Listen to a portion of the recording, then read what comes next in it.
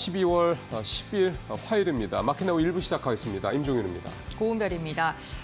힘들게 버텨줬던 우리 시장이 어제 결국에는 속절없이 무너졌습니다.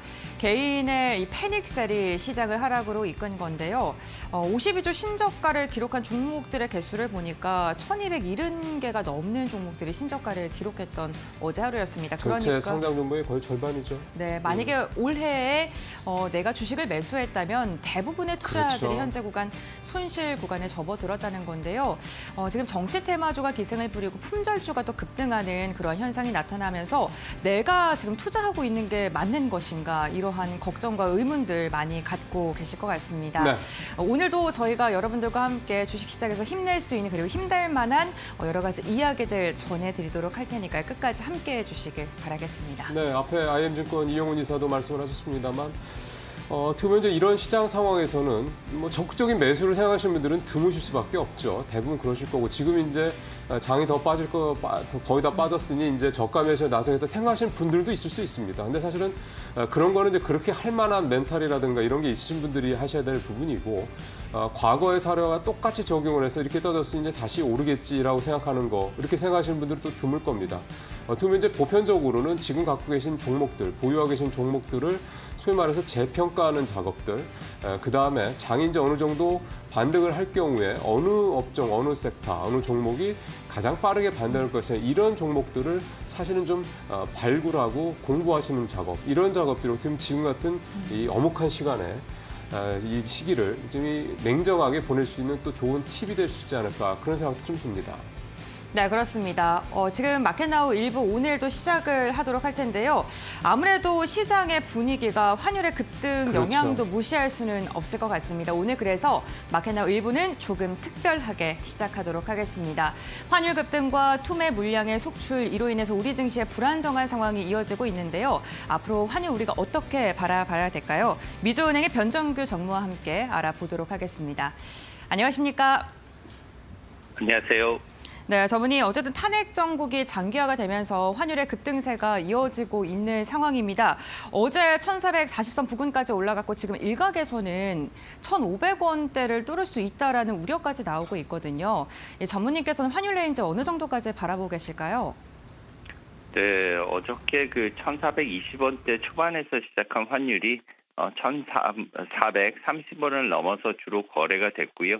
다행히 1,440원 밑에서 이렇게 여러 당국의 뭐 정책적인 그러한 스무딩이나 이런 것으로 인해서 1,440원 밑에서 이제 거래가 됐고 장중에서는 어저께 새벽 오늘 새벽 1,435원에 마감을 했습니다. 하지만 오늘 장중에는 1,440원을 다시 테스트할 전망이고요. 연말까지는 단기적으로 최고점이 1,450원에서 60원까지는 열어놔야 할 것으로 생각하지만 너무나 과도한 불안감 또한 필요 없다고 이렇게 생각을 해요. 그래서 따라서 연말 환율은 1,430원에서 40원대로 이렇게 전망을 하고 있지만 다만 내년 1, 4분기 또는 2, 4분기 일정 시점부터는 환율의 방향이 달러 약세로 전환할 것으로 이렇게 생각하고 있기 때문에 다른 국면이 될 것으로 생각을 하고 있습니다.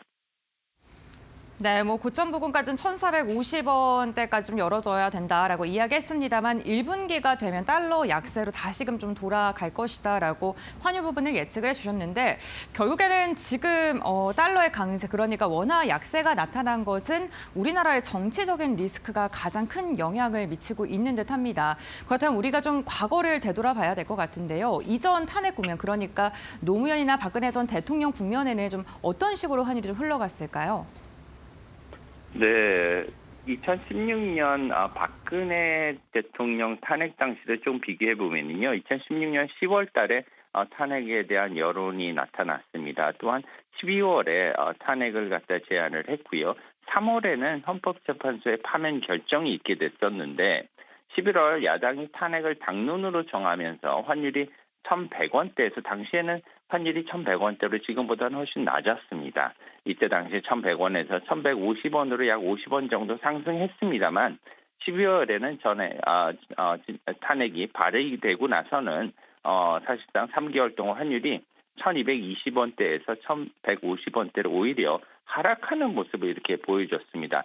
지금과는 조금 다른 모습인데요. 이것은 뭐냐면은 현재 우리의 상황은 이번 탄핵은 기본적으로는 마셜러, 그러니까 이 비상계엄에 따른 조치가 있었기 때문에 외국인들이 많이 놀란 상황이기 때문에 그렇습니다. 따라서 당시에서는 박근혜 탄핵 당시에서는 이런 환율에 거의 영향을 못 미쳤지만 지금 같은 경우에는 국가의 신용 리스크라는 이러한 국가 시스템 리스크로 상황을 보기 때문에 다른 상황으로 흘러가고 있다고 생각을 합니다.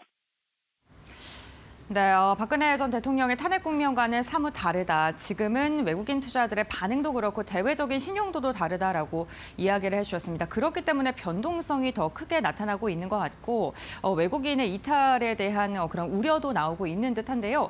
그렇다면 이번 주에 우리가 이 환율적인 측면에서 주의 깊게 봐야 될 이벤트나 요소가 있다면 어떤 게 있을까요? 네.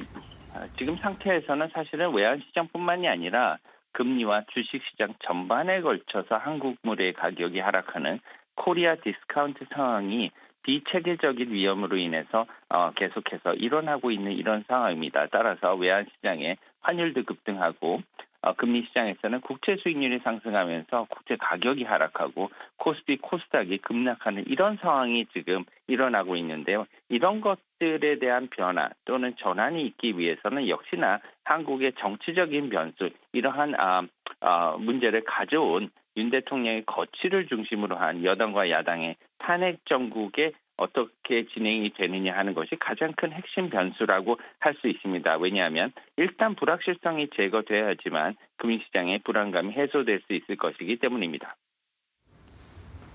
네, 알겠습니다. 일단 불확실성이 해소가 돼야 된다라고 이야기해 주셨는데 이번 주에 과연 정부 정책적인 측면에서 어떠한 이야기들이 나올지 좀 꼼꼼하게 확인을 해보셔야 될 것 같고요. 전문님 말씀 여기까지 듣도록 하겠습니다. 오늘 말씀 고맙습니다. 감사합니다. 네, 시장에서 가장 두려워하고 싫어하는 게 불확실성입니다. 아직은 우리 시장이 불확실성 국면에 있기 때문에 변동성은 나타날 수 있다라고 이야기를 해주셨는데요. 다만 앞으로 이 불확실성이 하나둘씩 해소가 되게 된다면 우리 시장은 또 기본적인 가치에 집중하지 않을까 싶습니다. 이 부분 염두하시면서 투자 포인트 세워보시길 바라겠고요. 그렇다면 개장 전에 우리가 확인해봐야 될 이슈들 어떤 게 있을까요? 임종현 앵커의 모닝체크로 알아보시죠. 네, 권변 앵커 변 전무와 말씀 잘 들었습니다. 예, 사실 오늘도 모닝체크에 따로 준비하지 않았습니다만 오늘도 역시 또 하나의 가장 큰 변수는 또 환율입니다. 외환시장 오늘 어떻게 될 것인지 계속 지금 현장에서는 외국인의 시각으로 우리 시장을 바라보는 이런 어떤 발상의 접근이 필요하다. 이런 말씀들 잘 유념하시면서 오늘도 외환시장 잘 체크하시길 바라겠습니다. 자, 오늘 모닝체크 첫 번째는 어제 시장 얘기를 좀 해보도록 하겠습니다. 어제 코스피 2360, 마이너스 2.78%, 코스닥 627, 마이너스 5.19%. 어제 큰 폭으로 하락하면서 한마디로 이제 일종의 블랙먼데이스러운 그런 하루를 좀 보냈고요. 무엇보다 이제 수급에서 개인들의 대규모 순매도가 두드러졌습니다. 어제 코스피에서 개인이 8,896억, 코스닥에서 3천억 넘게 개인이 팔아서 합쳐서 1조 한 2천억 정도 어제 개인이 팔았습니다. 상당히 좀 큰 규모죠. 반면에 외국인과 기관은 코스피, 코스닥 양지수에서 모두 동반 순매수를 했습니다. 특히 외국인이 선물도 순매수를 하고 그래서 어느 정도 특히 하방 쪽에 대해서 좀 어느 정도 좀 포지션을 좀 줄이고 있다. 그러니까 상방적으로 좀 보고 있다. 이런 기대감도 사실 낳고는 있습니다. 물론 이제 시장은 봐야 되겠습니다만. 코스피, SK하이닉스를 제외하고 시가총액 10위 안에 든 종목들, 시가총액 상위 종목들 대부분 다 떨어졌고요. 코스닥은 알테우젠만 6% 넘게 떨어지는 등 시가총액 상위 종목들 모두 하락하는 그런 상황이었습니다. 그만큼 어제는 사실은 시장이 상당히 패닉 분위기였다 이렇게 봐야 될 것 같고요. 불확실성이 당분간 지속될 거라는 점에서 이런 상황이 계속될 수 있다라는 우려감과 함께 이제 어느 정도 이제 탄핵 국면에 대한 여러 가지 좀 정치권에서도 이 부분에 대한 압박을 충분히 느끼고 있기 때문에요. 빠르면 이번 주 안에 이런 어떤 불확실성이 해소될 수 있다라는 그런 기대감 사실은 나오고 있습니다. 그러다 보니까 저점 매수의 어떤 과도한 저점 매수의 기간이 될 수도 있다 이런 얘기도 좀 나오고 있습니다. 선택은 우리가 본인이 직접 하는 거고요. 다만 시장 상황에 미묘한 어떤 그런 변화들, 특히 이제 오늘 내일 사이에 이런 미묘한 변화들 좀 지켜보셔야 될 것 같고. 정치권에서 나온 얘기들은 환율 시장만큼이나 중요하게 좀 보셔야 될 부분이라고 볼 수가 있겠습니다. 두 번째 이슈는 엔비디아 얘기를 해보겠는데 오늘 주가 좀 떨어졌죠. 중국이 이제 엔비디아에 대해서 반독점 조사를 착수하겠다는 얘기가 좀 나온 게 가장 직접적인 영향이었고 또 그동안엔 뭐 계속해서 오른 거였다는 부담도 좀 있었을 거고 이제 중요한 거는 이제 엔비디아에 대한 반도점 조사가 결국은 이제 미중 간의 무역 갈등의 이제 본격화라는 어떤 상징적인 측면이 있다라 좀 봐야 되겠습니다. 트럼프 2기에 들어가기도 전에 여전히 이 바이든 정부의 일단 대중 압박은 지속이 되고 있는 거고 최근에 이제 반도체 수출 규제 대행에서 이제 중국에서도 갈륨과 게르마늄 금지를 맞불을 놓고 있는 그런 상황이어서요. 트럼프 2기 집권 이전까지도 계속 이런 긴장감이 지속될 가능성이 현재로서는 높다고 봐야 되겠고 그다음에 또 집권하면은 바로 뭐 그날부터 여러 가지 행정명령이 나올 가능성이 크다는 것 때문에 일단 이 미중 무역 갈등은 이제 수면 위로 올라왔다라고 보시면서 보셔야 될 것 같다는 생각이 좀 듭니다. 마지막으로 두산 에너빌리티, 두산 얘기를 좀 해보도록 하겠는데요. 국민연금이 오늘 두산 에너빌리티 주가가 2890원이 돼야 합병안에 찬성을 하겠다라고 어제 조건부로 합병안을 찬성을 했는데 오늘 주가가 이렇게 되려면 17% 이상, 20% 가까이 올라야 되기 때문에 가능하겠냐 시장에서는 좀 보고 있습니다. 그래서 이미 뭐 오늘 몇몇 신문사들은 두산그룹의 사업 재편안 무산됐다 이렇게까지 명시적으로 쓰기도 했는데요. 사실상 이제 어렵겠다라는 얘기가 좀 나오고 있습니다. 그리고 또 하나는 이 캘리포니아 공무원연금이나 캐나다 공적연금, 브리티시 콜롬비아 이 연금 등 이런 해외 기관 투자가들도 이 두산그룹의 사업 재편안에 대해서 반대한다라는 것을 분명히 하고 있어서요. 임시주총이 이제 열릴 수 있을지 모르겠습니다만 열리더라도 이 통과되기가 상당히 좀 쉽지 않겠다 이렇게 시장에서는 좀 보고 있는 것 같습니다. 아무래도 오늘 시장에도 이 부분이 좀 반영이 될 거라는 생각이 좀 듭니다. 네, 오늘 이 세 가지 얘기를 가지고 모닝 체크 마치도록 하겠습니다.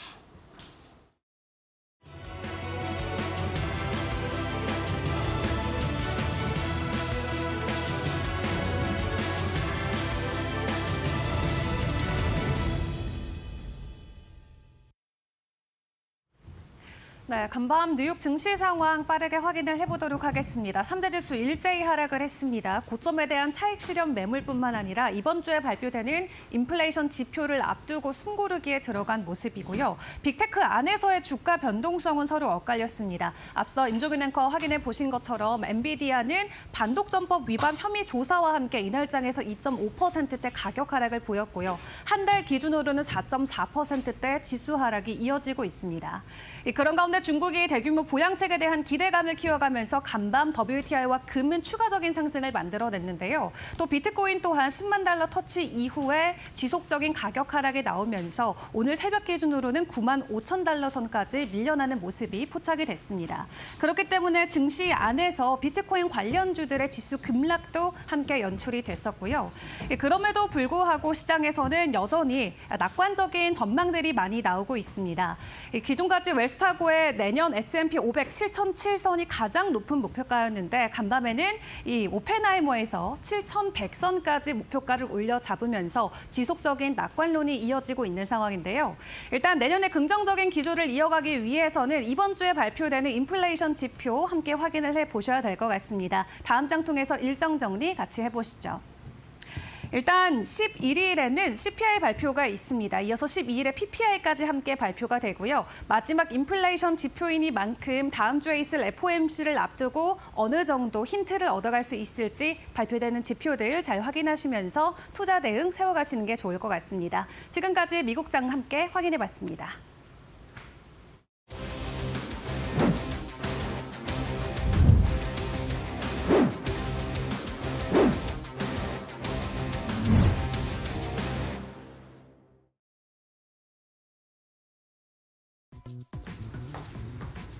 국내 기술로 생산한 반도체 초순수가 국내 최초로 반도체 제조 공정에 공급됐습니다. 설계 운영은 100%, 핵심 기자재는 70%에 대한 국산화에 성공했는데요. 초순수는 불순물이 거의 없는 상태의 물로 첨단 산업의 필수 자원입니다. 2028년까지 국내 2조 5천억 원, 해외는 35조 5천억 원까지 성장할 것으로 전망되는데요. 초순수 국산화의 성공, 의미하는 바는 무엇일까요? 지금부터 알아보시죠.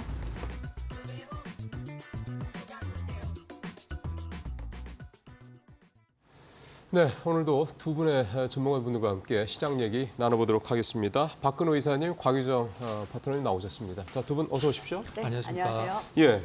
자, 첫 번째 이슈가 이게 낯선 단어가 나왔네요. 초순수.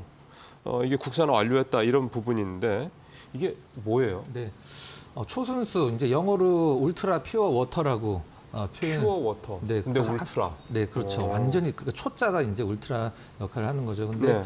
뭐 이온이라든가 불순물들을 기존의 물보다 많게는 1억 분의 1 이상 줄여갖고 완전 물만 남게 이제 세척을 할 때 우리가 보통 화장실에서 샤워하고 나면 물때 낀다고 그러잖아요. 네.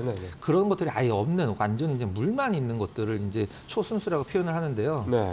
이게 이제 2019년도에 그 강제징용 판결이 나면서 이제 일본이 우리나라 화이트 리스트 제외하면서 그때 뭐 포토 레지스트 뭐 이런 초순수 이런 것들을 이제 국산화 일본한테 그동안 의존했던 거를 국산화를 하자라고 해서 이번에 네네네. 거의 이제 완료가 된 것으로 해서 기사가 나왔는데 사실 어제 기사가 나오긴 했습니다만 한 2달 전에도 기사가 나왔었는데 그때는 관련주들이 상한가를 갔거든요. 근데 어제 시장이 좀 워낙 안 좋은데 그렇죠. 좋은 카드를 좀 너무 안 좋은 시장에 좀 쓴 게 아닌가라는 생각이 좀 드는데 이제 일단 뭐 초순수 관련돼서 잠깐 말씀을 드리면은 네. 그동안 일단 일본이 사실적 기술을 독점하고 있는 상태에서 이제 국산화에 성공했다라는 점이 조금 특징적인 부분이다. 하지만 기자재 쪽은 아직은 뭐 70% 정도밖에 국산화를 못해서 맞아요. 이 70%를 100%로 만드는 것을 이제 다시 연구 개발을 하고 있는 상황입니다. 네. 어디에 쓰이냐 하면 이제 우리가 반도체, 그다음에 뭐 디스플레이, 또 2차 전지, 바이오까지 쓰이는데요. 가장 쉽게 말씀드리면 이제 이 웨이퍼를 우리가 보통 뭐 웨이퍼 동그란 CD 같은 거 아시죠? 그 네. 웨이퍼를 세척을 할 때 아. 1톤 정도가 쓰인다고 그래요. 초순수가 1톤. 하나 6인치짜리 하나를 세척하는데 1톤이 쓰이는 1톤이요? 네. 근데 그게 이제 전공종에서도 쓰이고 후공종에도 쓰이는데 단가를 제가 한번 알아봤는데 이 초순수 단가가 1톤당 한 3,000원 정도가 든다라고 그래요. 그러니까 엄청 비싸고 그런 건 아니군요. 근데 이 웨이퍼 생산 양을 그런 생각을 하면 그렇죠. 들어가는 돈은 많죠. 삼성전자가 생산 가능량 기준으로 월 400만 장이거든요. 네. 그다음에 하이닉스 같은 경우는 HBM 기준으로만 월 18만 장 정도 쓰이기 때문에 근데 이 시장의 규모를 보면 사실 21년도 기준으로 국내가 이제 2조 2천억, 그다음에 해외가 28조 원. 28년도 기준으로 글로벌 35조원으로 성장한다라고 하는데 사실 요건 제가 좀 약간 애매모호한 게 뭐냐면 이 기술을 만드는 기업들의 시장인지 아니면은 이 한 장당 웨이퍼 한 장당 3,000원의 그 비용이 쓰는 그 이제 우리 IDM이라고 표현을 하는 그 삼성전자나 하이닉스가 이제 드는 비용인지는 정확하게 이제 설명이 되지는 않더라고요. 근데 제가 계산을 해 보니까 이 우리나라도 있고 일본 기업도 있고 초순수를 만들어주는 이제 설비 장치들 그렇죠. 그 시장은 아닌 걸로 제가 이제 알고 있습니다. 그래서 웨이퍼를 생산할 때 드는 비용 그거라고 이제 이해를 하시면 될 것 같습니다. 그것만 해도 글로벌하게 28조 원, 30조 원에 가까운 시장이니까. 그러니까 이게 어떤 게 의미가 있냐면 그동안에 일본에 의존했던 거를 국산화하면서 웨이퍼 생산할 때 비용이 줄어드는 그렇죠. 그게 이제 의미가 있는 것 같습니다. 그렇죠. 그렇게 되면 결국은 이제 이게 사실은 이게 중국 특히 범용 반도체 같은 경우 중국이 워낙 좀 뭐 바짝 따라붙고 있는 상황에서 네, 맞습니다. 중국에 이제 이게 사실 그렇다 해가지고 이거 쓴다고 그래서 국산화했다고 그래서 중국과의 가격 차를 뭐 대폭 줄일 수 이 부분까지는 아니긴 한데 어쨌든 우리가 의존도가 높았던 것들을 국산화한다라는 거 이것만큼은 분명히 좀 의미가 있다고 좀 봐야 될 것 같습니다. 이게 2019년도에 일본 그 수출 금지 사태 이후니까 벌써 한 4, 5년 걸린 거잖아요. 참 네. 쉽지 않은 우리가 이 소부장을 독립한다라는 게 참 쉽지 않은 일인 건 분명한 것 같습니다. 자, 이 초순수 관련주들이 어떤 회사들인지 궁금하네요. 곰변에서 어떤 회사들입니까? 네, 초순수 관련 기업들 함께 확인을 해보도록 하겠습니다. 우선 수처리 관련된 사업을 영위하고 있는 기업군들이 관련주들로 엮여 있는데요. 대표적으로 한성크리텍 같은 경우에는 전일만 보게 된다면 5% 이상 하락하긴 했습니다만 SK하이닉스를 고객사로 두고 있는 회사이기도 합니다. SK하이닉스와 함께 계약 체결 소식이 전해지면서 10월 달에 관련 이슈로 상한가를 터치하기도 했던 기업이고요. 변동성을 가장 크게 보여주고 있는 기업이기도 있기도 합니다. 삼행사 같은 경우에는 식품과 화학 부분 이렇게 사업이 두 가지로 나누어서 운영을 하고 있고요. 이 화학 부분에서 수처리 관련돼서 초순수 관련 사업을 영위하고 있는 것으로 확인이 되고 있고요. 금화 PSC 같은 경우 2022년쯤에 지금 수처리 관련 기업을 인수했습니다. 물과 관련된 사업을 인수하면서 이 초순수 관련된 사업이 함께 엮이면서 움직임을 보여주고 있고요. 전일에는 3% 가까운 하락세가 나왔습니다. 엠바이오니아 같은 경우는 3% 이상의 하락이 나왔던 하루였습니다. 다만 엠바이오니아는 신사업에 박차를 가하고 있고요. 그 가운데 하나가 초순수 관련된 사업이다라고 보시면 될 것 같습니다. 코오른 글로벌 같은 경우는 6%가량의 하락세가 나왔고요. 수처리 관련된 기계와 관련된 건설 업종에 대해서 조금 박차를 가하고 있는 기업이고 전일만 보게 된다면 7% 가까운 하락세가 나왔는데요. 최근에 주가 추이는 그다지 좋지는 않습니다. 수급 자체도 좀 불안정하고요. 10,000원 선을 이탈한 뒤에 지금 지속적으로 하락 추세가 나타나고 있다는 점 확인해 보시면 좋을 것 같습니다. 이렇게 초순수 관련된 기업분들 함께 좀 정리를 해봤는데 사실 낯선 기업들도 되게 많고요. 1,000억 원대 굉장히 시가총액의 작은 기업들이 많기 때문에 변동성에 좀 유의를 해주셔야 될 것 같긴 합니다. 그렇다면 이렇게 초순수 관련된 기업들 가운데 우리가 눈여겨볼 만한 종목은 어떤 게 있을까요? 지금부터 알아보시죠. 네, 고앵커 말씀 잘 들었습니다. 지금 고앵커도 막판에 지적을 하셨습니다만 이거 좀 낯설고요. 그다음에 시총, 이 사이즈도 좀 크지 않은 종목들이 좀 많다 이런 말씀을 해주셨는데 자, 이런 걸 감안하시면서 오늘 이 초순수 관련주를 좀 살펴보시면 될 것 같습니다. 오늘 박 이사님이 좀 가져오신 종목은 어떤 건가요?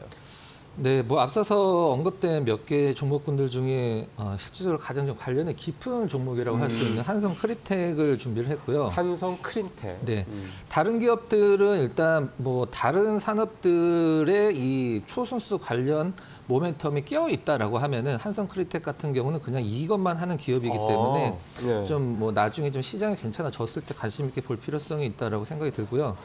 최근에 SK 실트론 웨이퍼 공장에 이제 시공을 완료하면서 통수식을 거쳤다라는 기사가 좀 나왔는데요. 네. 통수식은 우리가 보통 그 농사를 지을 때 이제 처음 봄에 물을 대는 걸 이제 통수식이라고 하는데 그거를 여기다가 그 단어를 적용해서 처음에 이제 웨이퍼 공장에 시공 완료했다라는 기사. 처음에 이제 한성 크린텍 같은 경우 2010년도에 LG 이노텍에 처음에 이 초순수 설비를 이제 설치를 하면서 이 시장에서 조금 우리나라 시장 이 시장을 개발을 했다고 보시면 될 것 같고요. 아, 그렇군요. 네. 이제 환경부 초순수 국산화 프로젝트 국책 과제에서 선정이 된 기업이라는 점이 좀 약간 의미 있다라고 볼 수 있고 실질적으로 이제 10월달에 오늘 이제 어제죠. 오늘 다루고 있는 이 이슈가 기사화가 됐을 때 상한가를 기록을 했었었는데 어제도 장중에는 좀 탄력적인 흐름이 나왔다가 결국에는 좀 약간 좀 빠져서 끝났죠. 최근에 이제 이 SK 실트론 외에 또 솔브레인이 미국에 그 반도체 케미칼 공장을 세웠는데요. 거기에도 이 한성 크린텍이 초순수 장비를 설치를 한 것으로 알려져 있습니다. 우리가 네. 보통 정수기 설치했는데 물 많이 먹는다고 돈을 많이 내진 않잖아요. 필터를 자주 갈 뿐입니다. 그렇죠. 네. 그러니까 정수기 회사들은 이제 정수기만 팔 뿐인데 그런 거죠. 아까 말씀드렸듯이 이 초순수의 시장 규모가 이제 뭐 재작년 기준으로 글로벌 28조 원이라고 하는데 이 부분들이 이제 이런 기업들한테 가면 정말 봉이 김선달 같은 좀 느낌을 줄 수도 있긴 합니다만은 일단은 한번 설치를 하면 뭐 유지 보수는 하겠습니다만은 크게 그렇게 뭐라 그래야 될까 영업이익이 늘어나는 부분은 아닌 것 같아요. 일단 SK 실트론도 설치를 했고 삼성전자 그 전자공시 들어가서 제가 한번 확인을 해봤는데요. 최근에 한 3년 동안 이 그 한성 크리텍이 삼성전자에도 한 서너 건 정도 이 초순수 관련돼서 설비를 좀 납품한 게 확인이 되고 있습니다. 네. 일단 제가 봤을 때는 그 이 한성 크리텍의 주가 흐름이 지금 여타의 종목군들과 좀 마찬가지로 거의 연중 저점을 기록을 하고 그러게요. 있는데 네. 일단 뭐 관심 있게 보시다가 이런 것들이 앞으로 향후 이제 모멘텀이 될 수 있으니까 관심을 가져보시라는 차원에서 이슈도 선정을 했고 종목도 일단 선정을 했습니다. 일단 아까도 말씀드렸습니다만은 그 국산화를 하긴 했습니다만은 기술은 국산화를 했지만 기술은 70%밖에 안 됐기 때문에 앞으로 연구를 더 해서 100%까지 올린다라고 하면 한성 크리텍이 이제 다른 반도체 기업들로도 많은 기회가 있을 거라고 생각을 하고 있고요. 네. 실질적으로 지금 반도체 기업들 중에 이 초순수를 쓰는 기업이 절반이 안 되거든요. 그래요? 네, 절반이 안 되는 상황인데 맨 마지막에 나온 분석 자료가 한 40% 정도 쓴다고 나와 있거든요. 그렇다라고 하면 이제 넓힐 수 있는 시장이 있다는 얘기네. 그렇죠, 많다는 예. 뜻이니까 뭐 주가 흐름은 뭐 지금 굉장히 좀 안 좋긴 합니다만 관심 있게 봐도 글쎄요. 될만한 기업이다라고 말씀드리도록 그 하겠습니다. 사실은 요즘 같은 상황에서는 뭐 어느 종목을 얘기하라도 그 종목 당장 뭐 투자하겠다는 마음을 가지실 분들은 드물시죠. 네, 맞습니다. 그러니까 따지면 이럴 때 앞으로 그럼 이제 시장이 좀 어느 정도 안정이 되고 좋아진다고 그랬을 때 한번 봐야 되겠다라고 하는 종목들을 사실은 발굴하는 그런 시간이 되면 참 좋을 것 같은데 그런 면에서 한성 크리틱이라는 이 초순수 국내 전문 업체 한번 지켜보시면 좋을 것 같습니다. 사실은 요즘에는 뭐 이렇게 말씀드리면 시청자분들께서 다 들어가서 펀더멘탈도 다 보시기 때문에 뭐 따로 말씀드리지 않겠습니다만 실장이나 이런 부분들이 아주 뭐 두드러지게 딱히 이렇게 양호하고 견조하다 이렇게 볼 수는 없고요. 근데 지금 이런 어떤 확실한 어떤 그런 매출처가 좀 나왔다라는 점에서 그다음에 국내만 하더라도 이제 시장을 확장시켜 낼 수 있다라는 점에서 이제 긍정적으로 좀 일단 보실 만한 그런 종목이 아니냐 생각이 좀 드는군요. 자, 이번에 이 초순수 관련해서 우리 곽 파트너님께서는 어떤 종목 가져오셨어요? 네, SK 하이닉스 가지고 왔는데요. 예, 예. SK 하이닉스가 HBM 이슈만 있는 줄 아시는 분들 계신데 초순수 관련해서도 관련 이슈가 있었습니다. 그래요? 네, 사실 이제 2019년도를 생각을 해보면 그때 당시에 일본 쪽에서 반도체 수출 규제 해오지 않았습니까? 예, 예. 그래서 삼성과 SK 하이닉스가 처음에는 이 초순수 생산 기술 같은 경우 이제 국산화하기 위해서 개별적으로 투자를 단행을 해왔었는데요. 2021년도 정부가 이 초순수 생산 기술을 국가 핵심 기술로 이제 지정을 했고 2021년도부터 2025년도까지 5개년 계획으로 환경부와 함께 한국수자원공사 그리고 SK 하이닉스 같이 협력을 함으로써 거기 이제 딸려 있는 자회사들 있죠. 자회사들인 SK 에코플랜트나 SK 실트론 등이 지금 참여를 해서 이 초순수 생산 기술 연구 개발과 실증을 계속해서 이제 진행해온 그런 상태라고 볼 수가 있을 것 같은데요. 우리가 일본 쪽에 아무래도 그런 이제 뭐 불화수소라든지 이런 이제 분야에 있어서 수출 의존도가 굉장히 좀 높다 네. 보니까 일본이 아무래도 초순수 관련 이제 특허에 있어서는 압도적인 1위를 하고 있는 곳이라고 볼 수 있을 것 같고 그 다음이 이제 미국 순입니다. 그만큼 수출 의존도가 굉장히 높았었던 분야였는데 최근 이제 근래 들어서 관련 지금 성과가 지금 나오고 있는 중이거든요.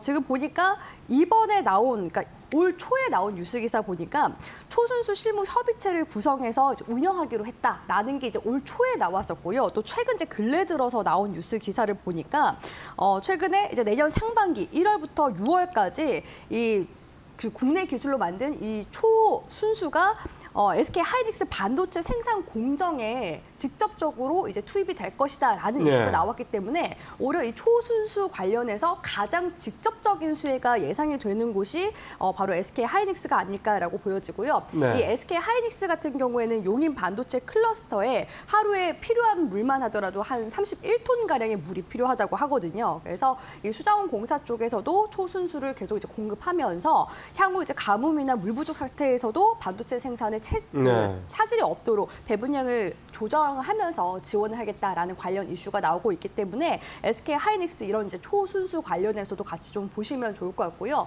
최근에 시장이 많이 빠지는데도 불구하고 SK 하이닉스가 지금 하단 지지 견조하게 지금 잘 받아주고 있는 중입니다. 외국인과 지금 기관 순매수 추이 보니까요. 최근 한 4거래일 정도 계속해서 좀 수급이 받쳐주는 모습들도 관측이 되고 있고요. 지금 하단 구간 봤을 때 15만 원 선 구간대 기준으로 해서 지금 지지 구간도 형성 중에 있기 때문에 15만 원 구간만 깨지 않는다면 계속해서 추가적인 움직임은 계속 팔로우 해나가셔도 좋을 것 같습니다. 예.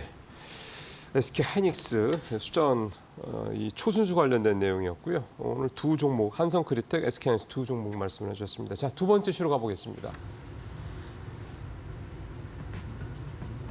윤석열 대통령의 비상계엄 사태 이후 탄핵 정국이 이어지는 가운데 전 국민의 뉴스에 대한 관심도도 높아지고 있습니다.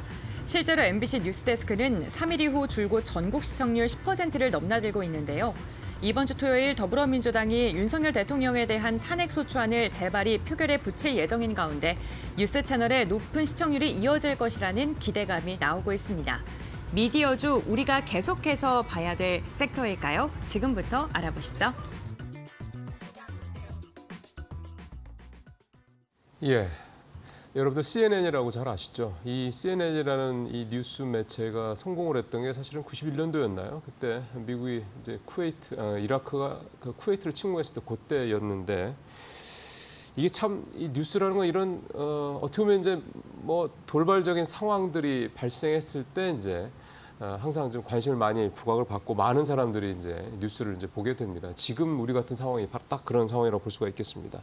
그러면서 이제 오늘 미디어주 곽유정 파트너 가져오셨는데 네. 자, 어떤 포인트를 좀 보면 될까요? 지금 아무래도 이제 시청률이 지금 즉각적으로 지금 반영이 되고 있는 시점이기 때문에 그렇죠. 네. 어쩌면 지금 이제 탄핵 전국 속에서 가장 수혜받는 섹터가 아닌가라는 생각을 해보게 되거든요.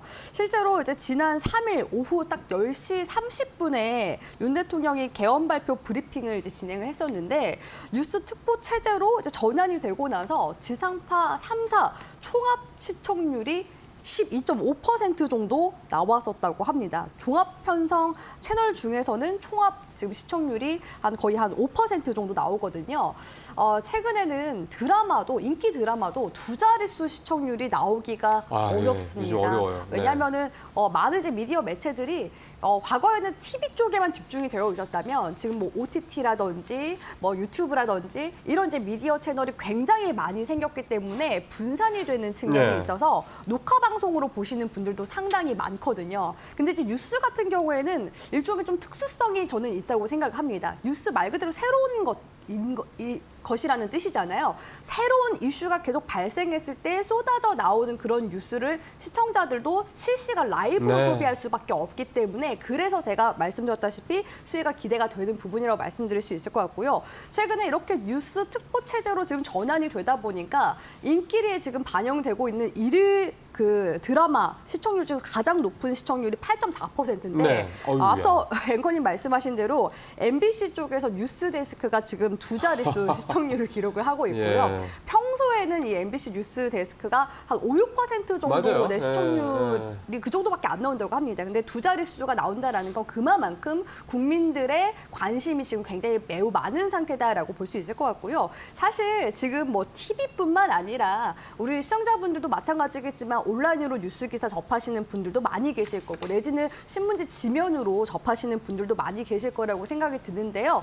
비단 이런 이제 미디어 관련주들, 그러니까 TV 관련 종목들뿐만 아니라 지금 이제 신문과 관련되어 있는 뭐 디지털 조선이라든지 이런 종목들까지도 같이 또 수혜가 지금 기대가 네. 되는 그런 상황이기 때문에 미디어 관련 종목들의 움직임 제가 봤을 때는 그래도 지금 이번 주부터 좀 부각이 된 상황이기 때문에 변동성을 좀 계속해서 만들어 나갈 가능성이 높지 않을까라고 보고 있어서 일단은 테마성 움직임으로 우리 시청자분들 중에서 그 아무래도 트레이딩 하시는 분들도 있으시잖아요. 그런 분들은 일단 관련 종목들 지금 시점에서 눈여겨보시면 좋을 것 같고 지금 옆에 미디어 방송 신문 관련주들 나와 있는데 네. 이 관련 종목들은 관심 종목에다 일단 정리를 좀 해두시고 봐주시면 좋을 것 같습니다.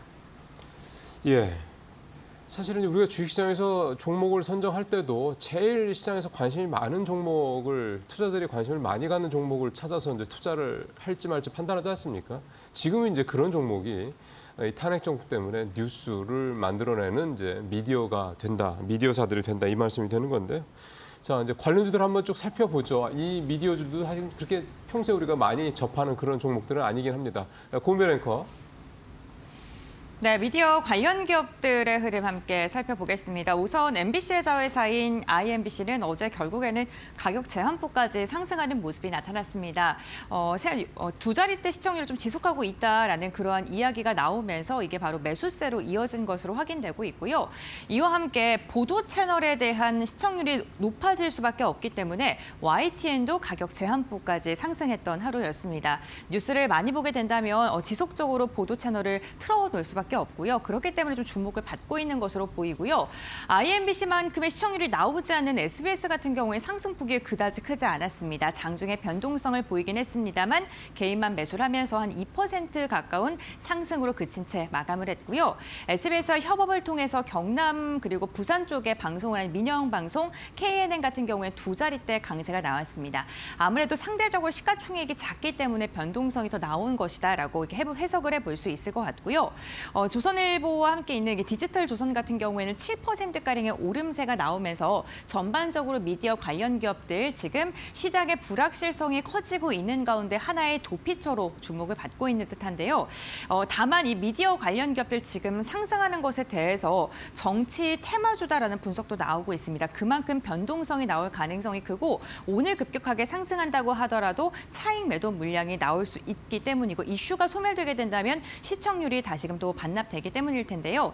이러한 상황 속에 우리가 지금 미디어 관련 기업들 그렇다면 어떠한 종목을 좀 선택해서 봐야 될까요? 지금부터 알아보겠습니다. 네, 미디어 관련주들 개수가 그렇게 많지는 않기 때문에 여러분들께 좀 좁혀서 보시기는 어렵지 않을 것 같습니다. 곽유정 파트너가 오늘 가져오셨기 때문에 어떤 종목을 보시는지 좀 궁금하네요. 네, 일단 상한가 간 종목이 네, 미디어 관련주 아무래도, 중에서 네. 두어 종목 있는데 IMBC와 이제 YTN YTN. 있었습니다. 근데 네. 저는 이제 YTN을 가져갔고요. 네. YTN 같은 경우는 주주 현황 잠깐 한번 보면요. 그러시죠. 한국인삼공사가 19% 정도 지분을 가지고 있고 그다음에 미래에셋 생명보험이나 우리은행 같은 금융사 쪽에서도 지분을 가지고 있는 모습 보실 수가 있고요. 거기에다가 지금 한국경제신문 쪽에서도 5% 정도 지분율을 가지고 있는 모습을 보실 수가 있습니다. 기존에 이 YTN 쪽에서 매각 관련 이슈가 한번 나왔었던 적이 있었거든요. 네. 2020년도 이때 지금 양봉 나왔을 때 있잖아요. 7월 달. 네. 이때가 이제 지분 매각 관련 소식이 나왔을 때부터 해서 시세가 한번 나오기 시작했습니다. 그리고 한전 KDN 쪽에서 2022년도 이제 9월 달경이었죠. 이때도 이제 장대 항목 크게 한번 나왔었는데 이때도 다시 한번 더 지분 매각에 대한 논의가 나오면서 강세 움직임이 나왔었고요.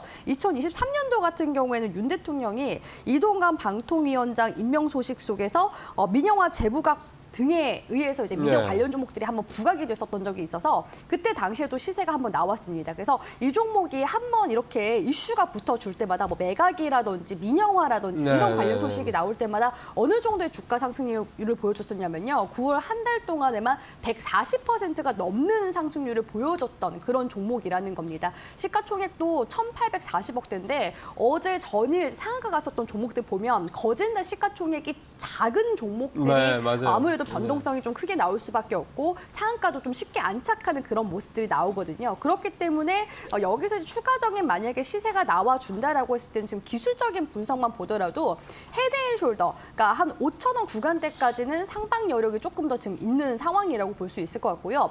YTN이 지금 방송 채널 사용 사업자로서 이 종합 뉴스 프로그램에 그 제작 및 공급을 하는 YTN 채널만 있을 뿐만 아니라 네네네. YTN이 최근에는 YTN2 채널도 개국을 해서 운영 중에 있거든요. 네. 그러니까 TV 채널만 지금 하더라도 2개 보유하고 있죠. 거기에다가 과학 방송 프로그램인 YTN 사이언스도 사이언스, 보유하고 있고 그 외에도 YTN 라디오라든지 YTN DMB 등을 또 계열사로 보유를 하고 있기 때문에 이런 이제 관련 뉴스 소식이 나올 때마다 당연히 좀 수혜가 기대가 될 수밖에 없는 그런 상황이라고 볼 수 있을 것 같고요. 최근에는 제가 유튜브에 좀 YTN 이렇게 검색을 해보면 실시간 라이브 스트리밍이 막 쭉 엄청 많이 나와 있더라고요. 네. 근데 제 방송을 계속해서 좀 돌려서 보여주는 것 같긴 한데 그럼에도 불구하고 사람들이 YTN 쪽에 그 뉴스에 관련해서는 좀 많이 신뢰를 갖고서 보고 있다라는 부분들도 우리가 볼 수가 있기 때문에 일단 지금 시점에서 좀 추가적인 가격 탄력성을 보여줄 수 있는 종목, 미디어주 중에서는 YTN 우리 시청자분들이 주목을 네. 해보시면 좋겠다라고 말씀드릴 수 있을 것 같습니다. 예, 사실은 YTN의 탄생도 한국의 CNN을 만들겠다라고, 그러니까 한국의 뉴스 채널을 만들겠다고 탄생을 했던 그런 채널이기도 합니다. 지금이야 이제 대주주가 이제 민간으로 바뀌긴 했는데 어쨌든 YTN이 최근에 이제 탄핵 정부 관련해서 좀 눈여겨볼 종목이다 이렇게 좀 말씀하셨고, 예. 자, 우리 박근호 이사님 늘 시간을 많이는 못 드립니다만 예. 뭐 어떤 종목? 드릴 말씀도 별로 없습니다. 이제 어떤 테마 쪽이라 분석의 영이 아니기 때문에 이제 YTN이 올라간 거는 사실 뭐 보도 채널이니까 이해는 가죠. 올라가야 되고 근데 다른 종목군들은 사실 좀 묻어서 간 느낌이 있는데 저는 오늘 IMBC를 좀 말씀을 드리려고 어제 상한가 하는데요. 쳤죠. 그렇죠. YTN이 올라간 것과 사실 결이 좀 약간 다르다라고 생각을 하고 있습니다. 저는. 왜요? 일단 뭐 시청률이 가장 잘 나왔다는 얘기도 있긴 합니다만은 네. 현 정부와 가장 큰 대립각을 세운 방송국이기 때문에 지상파 중에서 그렇죠. 네. 정권 교체가 된다라고 하면은 이제 어떤 센티멘탈적인 부분이 많이 바뀔 수도 있기 때문에 IMBC가 올라갔는데 IMBC가 그 과거 10년 동안 가장 큰 고점을 기록했던 게 21년도예요. 21년도에 무슨 일이 있었냐면은 이제 서울시장 그 선거가 있었었는데 그때 MBC와 관련된 여자 후보분이 이제 출마 예가 나오면서 가장 높은 고가를 기록을 했는데 그러고 나서 제가 말씀드리고 싶은 거는 큰 이슈가 없으면 사실 한두 번 정도 움직이고 다시 맞습니다. 내려오거든요. 그래서 네. 이 그 방송을 보시는 시청자분들은 내가 좀 약간 이런 것들로 인해서 테크니컬적인 매매가 좀 자신이 있다 하시는 분들은 당연히 어떤 참여를 해야 되는 어떤 매매 종목이라 생각을 하지만 그렇지 않으신 분들은 사실 그냥 흘려보내도 되지 네. 않을까라는 생각을 하고 있습니다. 모든 테마주를 다 잡을 수는 없죠. 이것도 욕심, 이거 탐욕일 겁니다. 네, 오늘 두 가지 이슈, 초순수, 그다음에 미디어 두 가지 이슈를 가지고 말씀을 나눠봤습니다. 두 분 말씀 잘 들었습니다.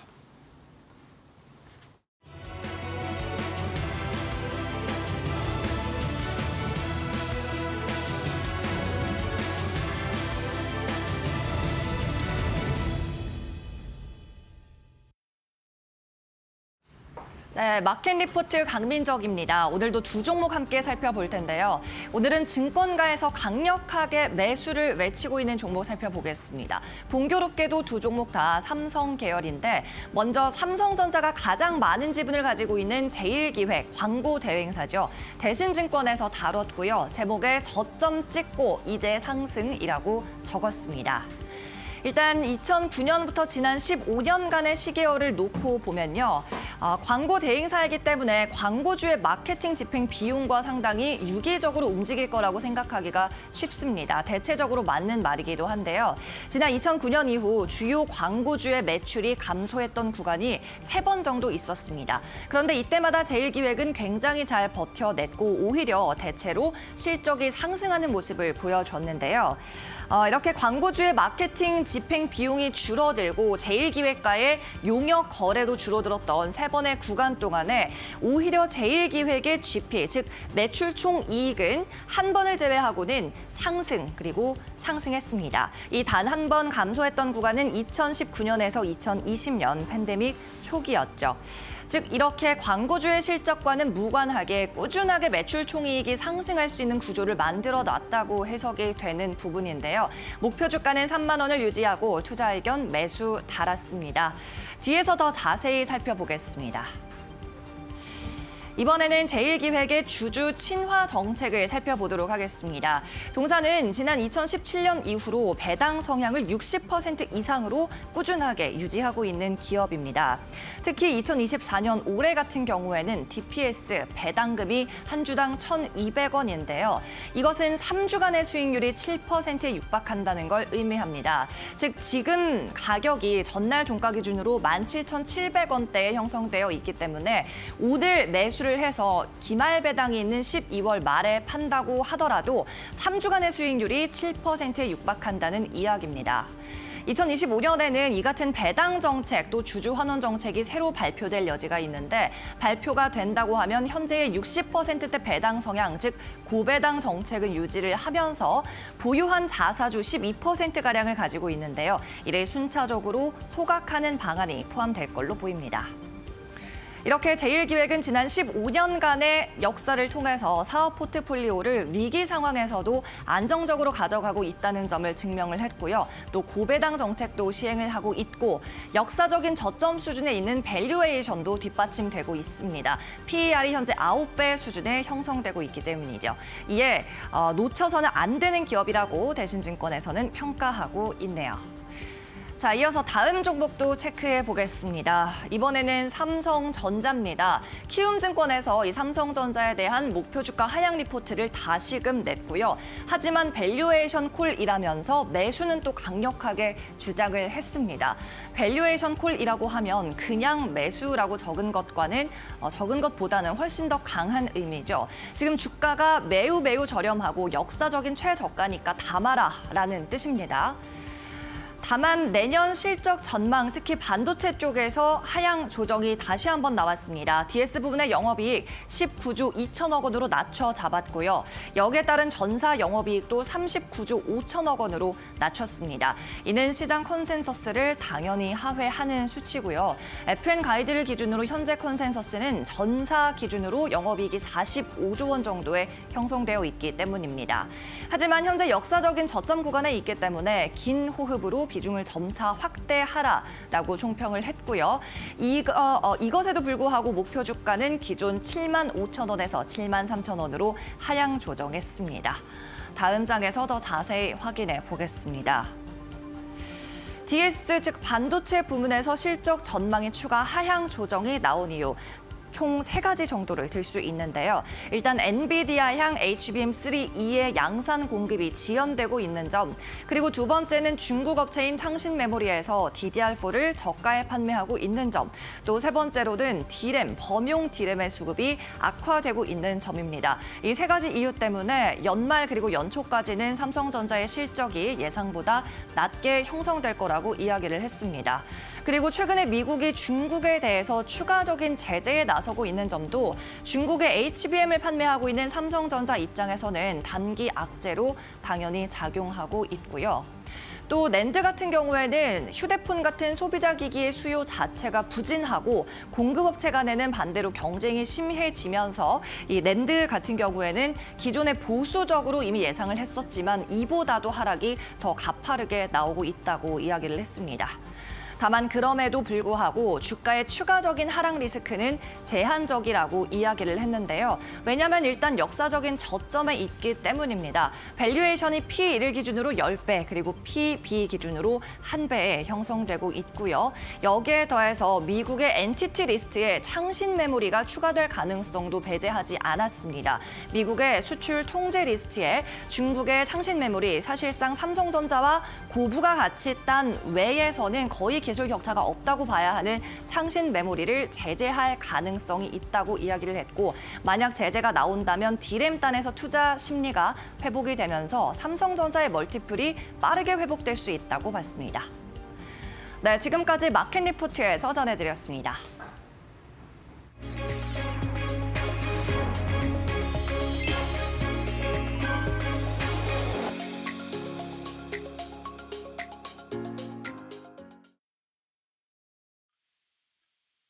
네, 전일 뉴욕 증시는 기술적 부진과 물가지표 발표를 앞두고 약세로 마감을 했습니다.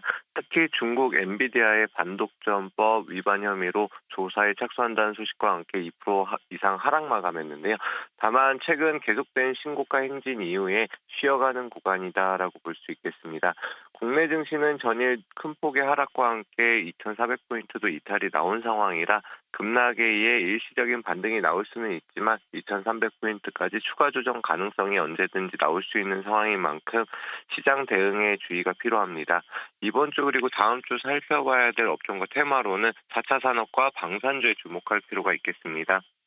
4차 산업은 제가 계속해서 수급이 들어오고 있는 상황이다라고 말씀드렸고 지켜봐야 된다 말씀드렸는데 기업연과 탄핵 이슈 등 정치적 불안정한 상황이라 정치 퇴바주 쪽으로 수급이 들어가고는 있지만 이후 안정화되면은 4차 산업 쪽으로 다시금 수급이 몰릴 수가 있는 상황입니다. 다만 미국의 전기차 보조금 폐지를 검토하고 있어서 대미 투자를 연기 중단 예정이기 때문에 4차 산업 중에서도 2차 전지 테마는 투자에 신중을 기하셔야 하는 상황이고요. 그리고 추가로 말씀드린 방산주의 경우에는 현 정부에 대한 실망으로 인해서 최근 들어서 급락 흐름 보이고 있는데 탄핵 여부와 상관없이 다음 정부에서도 주요 사업으로 다룰 수 있는 만큼 정치 안정화 이후에는 다시 반등이 나와줄 것으로 보입니다. 네, 오늘의 공략 종목은 말씀드린 테마 중 방산주인 한화 시스템으로 말씀드릴 텐데요. 비록 주가는 특별 이슈 때문에 하락하고 있지만 수주 잔고가 계속해서 늘어나고 있고 위성 산업을 준비하는 등 미래 먹거리도 대비하고 있기 때문에 꾸준한 매출과 수익성을 기록하고 있는 기업입니다. 지금과 같은 단기적 조정은 매수의 기회로 볼 수 있겠고 전일 종가 19,830원 마감했는데 2만 원 이하로는 충분히 매수 접근 유효하고요. 1차 목표가 23,000원 보고 진행하시면 좋은 결과 있을 것으로 보고 있습니다. 이상으로 이데일리 이슈였습니다. 감사합니다.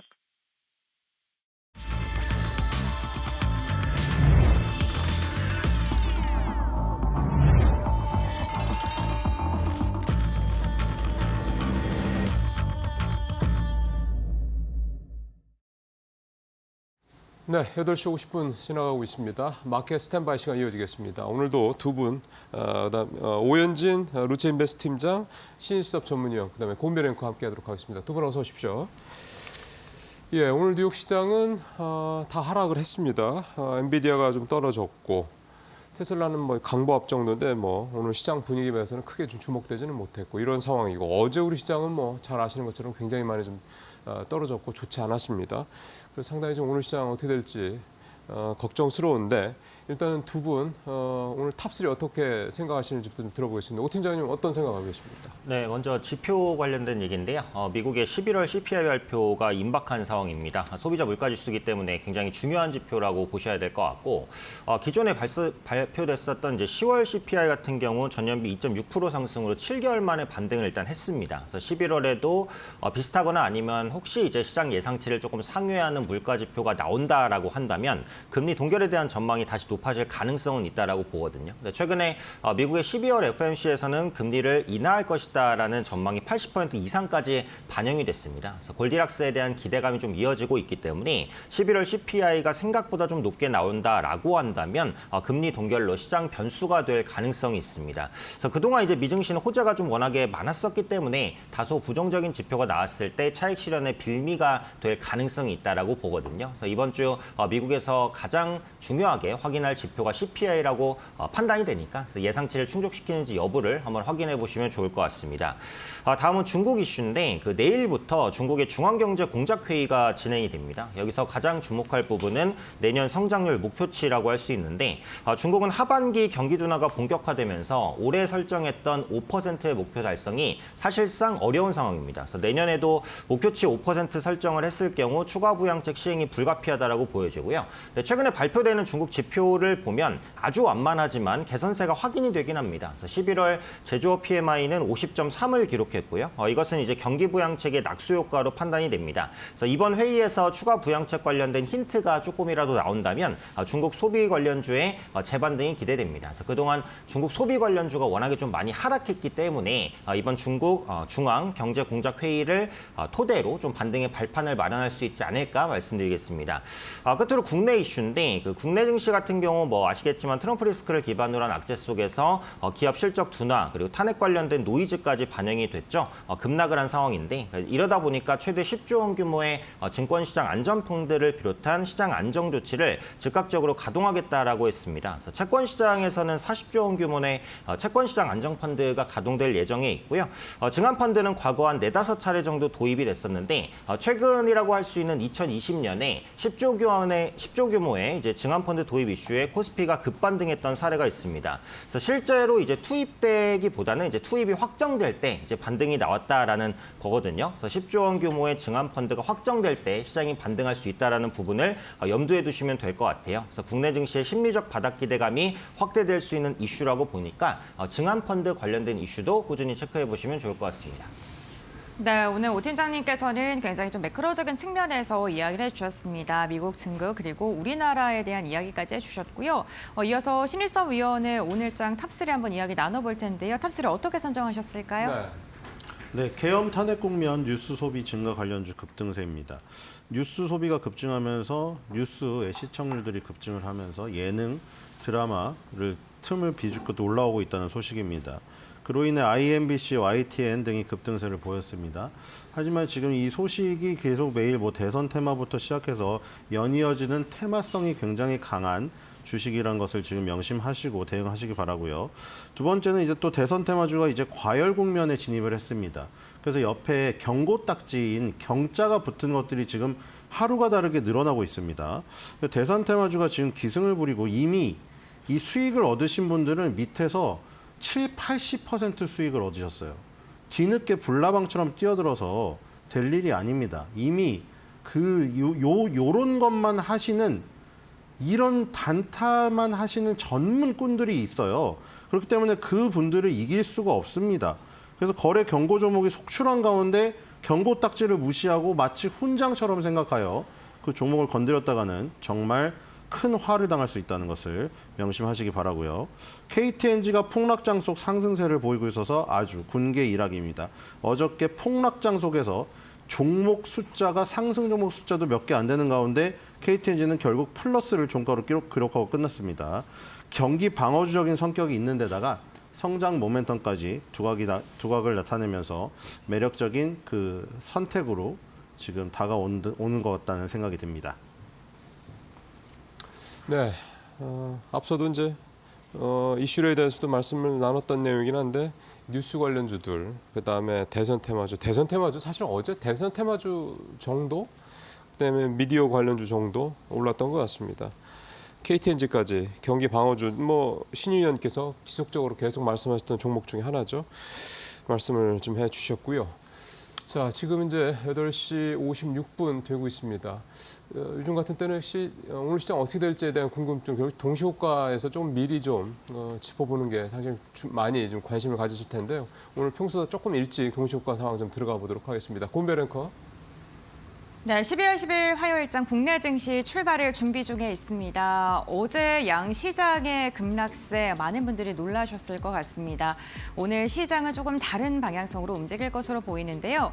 우선 간밤 미증시를 간략하게 정리해 드리자면 3대 지수 좀 일제히 부진한 움직임이 나타난 가운데 엔비디아의 하락이 컸습니다.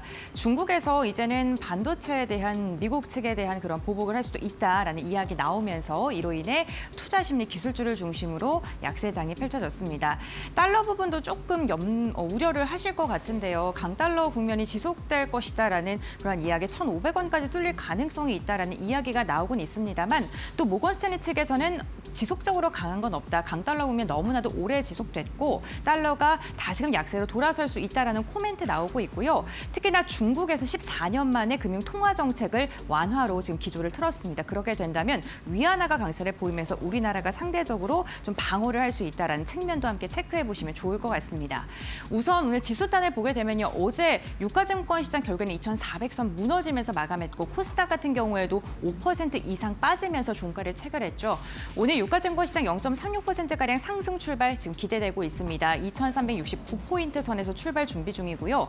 특히나 대형주를 중심으로 반등이 이어질 것으로 보입니다. 코스피 200의 상승폭이 조금 더 크고요.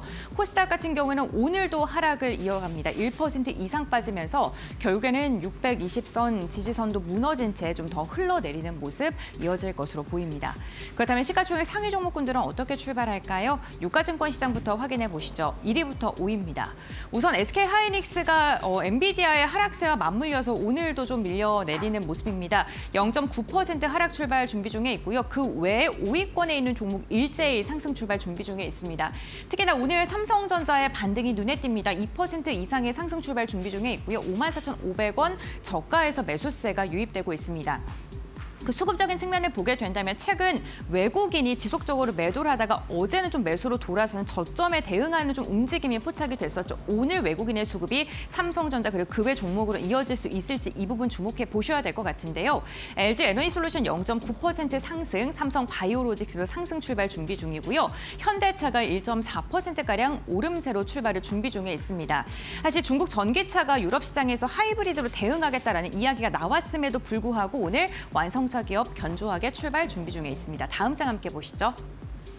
네, 6위부터 10위입니다. 셀트리온 오늘 0.9%가량 상승 출발 준비 중이고요. 기아도 0.9%가량의 오름세, KB금융이 오랜만에 시원한 반등 준비 중에 있습니다. 2% 이상 3%에 가까운 상승 출발 준비 중에 있고요. 네이버 최근에 꾸준히 좋습니다. 1.49%가량의 오름세로 출발을 준비 중에 있습니다. 코스닥도 함께 확인해 보시죠. 네, 코스닥 지수단에서 분위기 별로 안 좋았는데 시총 상위 종목은 흐름 괜찮습니다. 1위부터 5위를 보시게 되면요. 알테오젠이 3.8% 상승 출발 준비 중이고요. 2차 전진 에코프로 그룹주들도 일제히 오름세 출발, 리가켄바이오도 반등 시도할 것으로 보입니다. 10만 원 선 다시금 탈환 시도하고 있습니다. 다음 장 보시죠. 네, 6위부터 10위입니다. 6위부터 10위는 혼조세로 출발 준비 중에 있고요. 클래시스가 1% 이상 상승. JYP도 어제 정말 급락으로 마감을 했었죠. 오늘은 반발 매수에 유입되면서 2%에 가까운 상승 출발 준비 중에 있고요. 멤버의 탈퇴 소식이 주가의 발목을 잡았는데 하루 만에 반등 시도하고 있습니다. 레인보우 로보틱스 0.1% 하락 출발 준비 중에 있습니다. 국내 증시 출발합니다.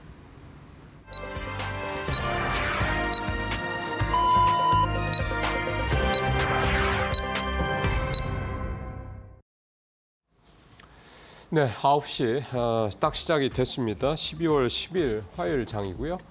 일단 동시효과 상황으로 조금 이제 마음을 좀 한시름 좀 놨다라고 볼 수가 있겠는데 또 언제 장이 진행되는 상황을 또 봐야 되겠죠. 일단 전체적으로 오늘 시가총액 상위 종목들은 어제는 대부분 다 마이너스였는데 오늘은 반대로 대부분 다 플러스를 현재 동시효과 상황으로 기록을 좀 하고 있었습니다. 지금 지수도 코스피 1% 넘게, 코스닥은 1.4% 넘게 각각 상승을 하고 있는 그런 모습입니다. 일단 분위기는 어제의 그런 어떤 패닉 상황에서 좀 벗어나는 모습이 나타나고 있습니다. 자, 고은별 앵커 통해서 좀 더 자세하게 출발 상황 좀 보도록 하겠습니다.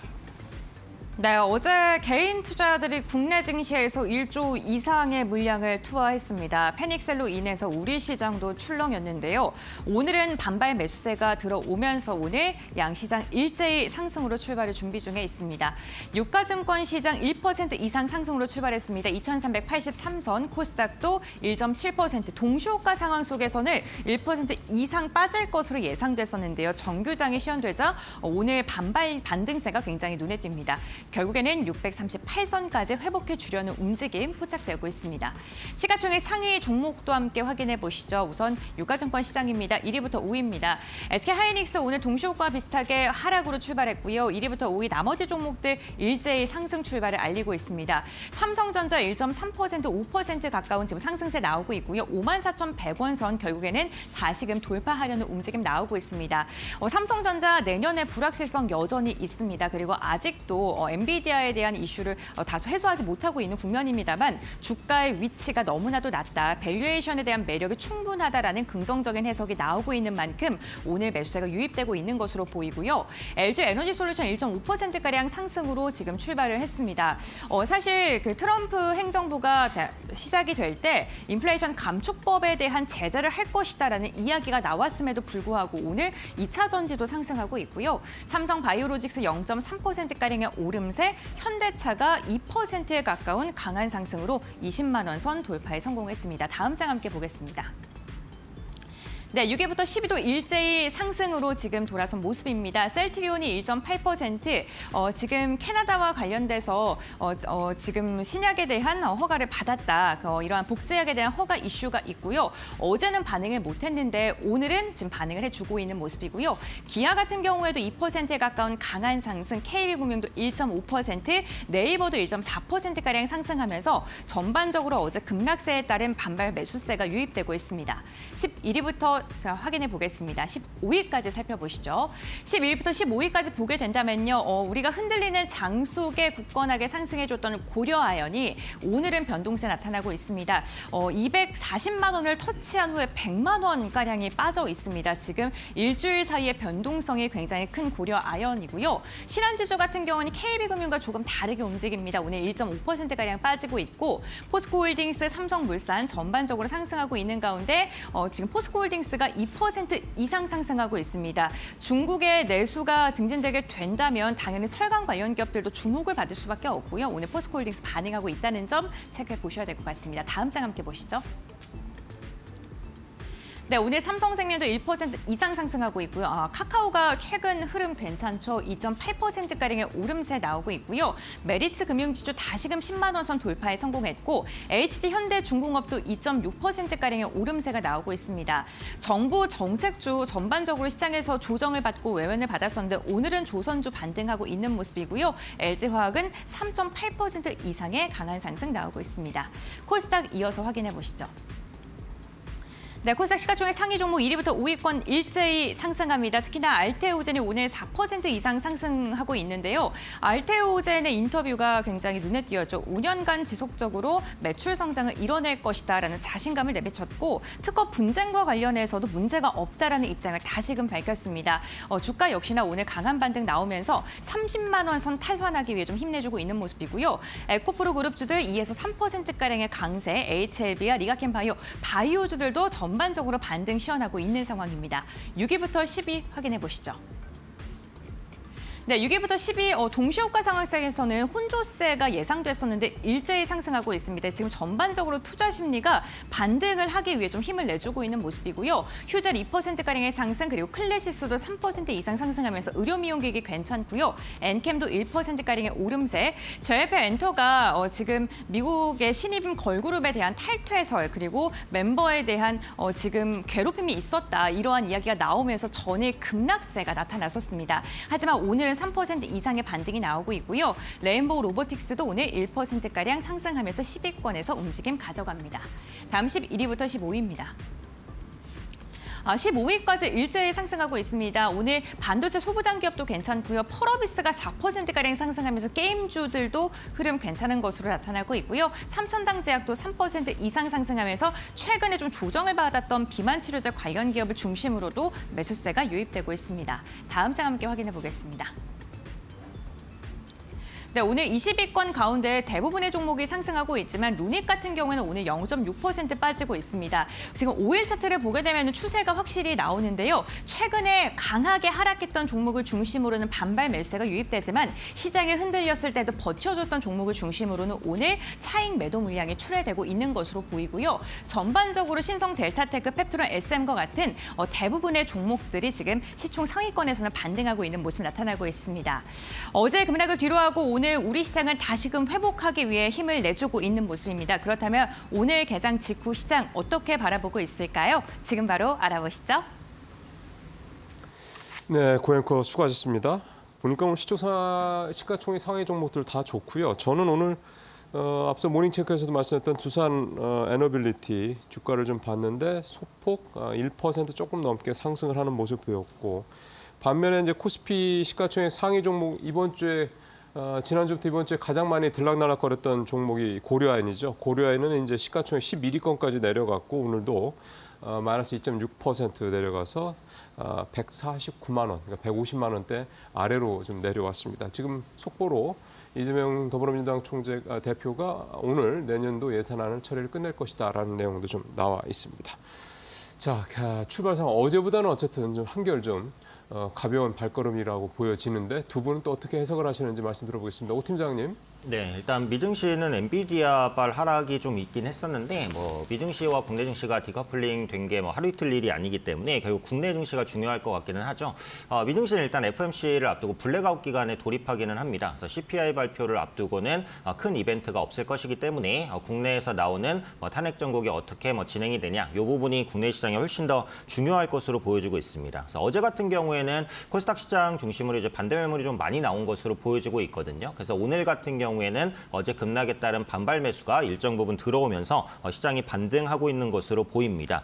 다만 이제 기술적으로는 아직 하락 추세를 벗겨내지는 못했거든요. 그래서 신규 매수를 하실 분들은 최소한 코스피 5일선 이상의 안착 정도는 확인하시는 게 좋을 것 같아요. 지수상으로는 한 2,420포인트 정도, 그 구간을 종가로 올려 세웠을 때 이제 그때부터 바닥에 대한 기대감을 조금 더 높일 수 있을 것이다라고 봅니다. 수급적으로는 외국인 선물이 중요할 것 같아요. 그래서 외국인 선물 수급이 최근 들어서 조금씩 개선되고 있고 오늘도 출발은 좋습니다. 그래서 이런 흐름들이 주 후반까지 이어진다라고 한다면 외국인도 현물 부분에서 국내 시장을 저가 매수할 수 있으니까 외국인의 선물이 계속해서 유입되는지 그 부분을 체크하시는 것도 시장의 중요한 포인트라고 생각을 합니다.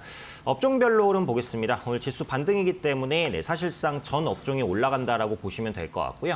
섬유 의복 업종이 3%대로 가장 강합니다. 형제 엘리트가 이제 정시 테마 모멘텀이 좀 있어서 급등하면서 지수를 살짝 왜곡하고 있기는 하지만 그래도 전체적인 섬유 의복주가 상승하고 있는 것은 맞고요. 눈에 띄는 것은 화학주입니다. 오늘 3% 넘게 급등입니다. 어제 같은 경우 LG화학이나 금호석유를 비롯한 화학주가 말 그대로 폭락을 했거든요. 그래서 반발 매수세가 좀 들어온다라고 보시면 될 것 같고요.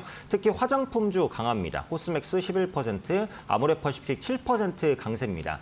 중국 경기 부양책에 대한 기대감이 분명히 있는 것 같아요. 그리고 앞서 이슈 시간에 말씀드린 대로 중앙경제공작회의가 내일부터 진행이 됩니다. 그래서 추가적인 경기 부양 기대감 충분히 가져갈 수 있으니까 중국 소비 관련주들 추가적인 반등 보여줄 수 있을 것으로 판단하고요. 건설주도 2%대의 강세입니다. 일성건설과 범양건영, 정치 테마나 일정 테마로 엮인 종목이 급등하지만 어쨌든 낙폭과대 대형 건설주도 저가 매수가 들어오고 있고요. 전기가스 업종도 오늘 올라옵니다. 한국가스공사 3% 상승인데 이번 또한 탄핵 이슈, 계엄 이슈 관련해서 한국가스공사랑 한국전력이 크게 이제 하락을 했거든요. 근데 대한고래 프로젝트가 현재 시점에서 멈춘 것은 아니거든요. 그래서 진행이 되긴 할 겁니다. 시추선이 좀 미팡도 했고요. 그런 관점에서 한국가스공사는 재반등을 시도할 가능성이 높다라고 봅니다. 특히 내년 같은 경우에는 가스요금 추가 인상에 대한 모멘텀도 있기 때문에 실적 가시성도 좋습니다. 그래서 배당도 한동안 못 주다가 이제 올해부터는 재개할 가능성이 높다라고 보거든요. 그래서 유틸리티주도 워낙에 좀 많이 빠진 구간이라고 보니까 저가 매수를 계속해서 염두에 두시면 좋을 것 같고요. 그 외 철강과 음식료 그리고 운수 장비를 비롯해서 어제 급락한 업종이 급락한 그 폭을 한 절반 정도는 되돌리는 반등이 오늘 나오고 있다. 이렇게 보시면 되겠습니다. 그러게요. 어제 저도 좀 오 팀장님 말씀에 좀 공감이 가는 게 어제 사실은 많이 떨어졌던 종목들 오늘 좀 대부분 반등을 좀 하면서 좀 그 수익률 하락 부분을 좀 줄여주고 있는 거죠. 지금 코스피도 1.5%까지, 코스닥은 지금 2.8%대까지 좀 상승률을 좀 높여가고 있는 그런 상황입니다. 외국인이 코스피, 코스닥 다 사고 있고 기관도 다 사고 있고요. 오늘도 개인이 둘 다 팔긴 하는데 어제 이 시간대에 비하면 규모는 확실히 좀 줄어든 모습입니다. 자, 이번에 신일섭 위원님 출발 상황 어떻게 보고 계시는지 말씀 들어보겠습니다. 네, 제가 98년 IMF, 2008년 서브프라임, 2020년 코로나 차트 다 보여드렸죠. 미스터 마켓은 모든 걸 알고 있었다고. 어떤 일이 벌어지는 거는 나중에 알지만 차트는 미리 모든 거를 만들어 놓고 있습니다. 그러니까 거기에 유대인의 자금에 들어가서 음모론으로 뭐 했느니 그런 것까지 다 알고 있는 거예요. 폭락 차트였죠. 그렇기 때문에 지금 이번에도 결국에는 또 어떤 일인지만 틀렸지 폭락의 징조는 결국 차트에 다 그려져 있었다. 그래서 지금 이제 폭락이 일어나는데 이제 이 마무리가 10년 선을 깨면 안 됩니다.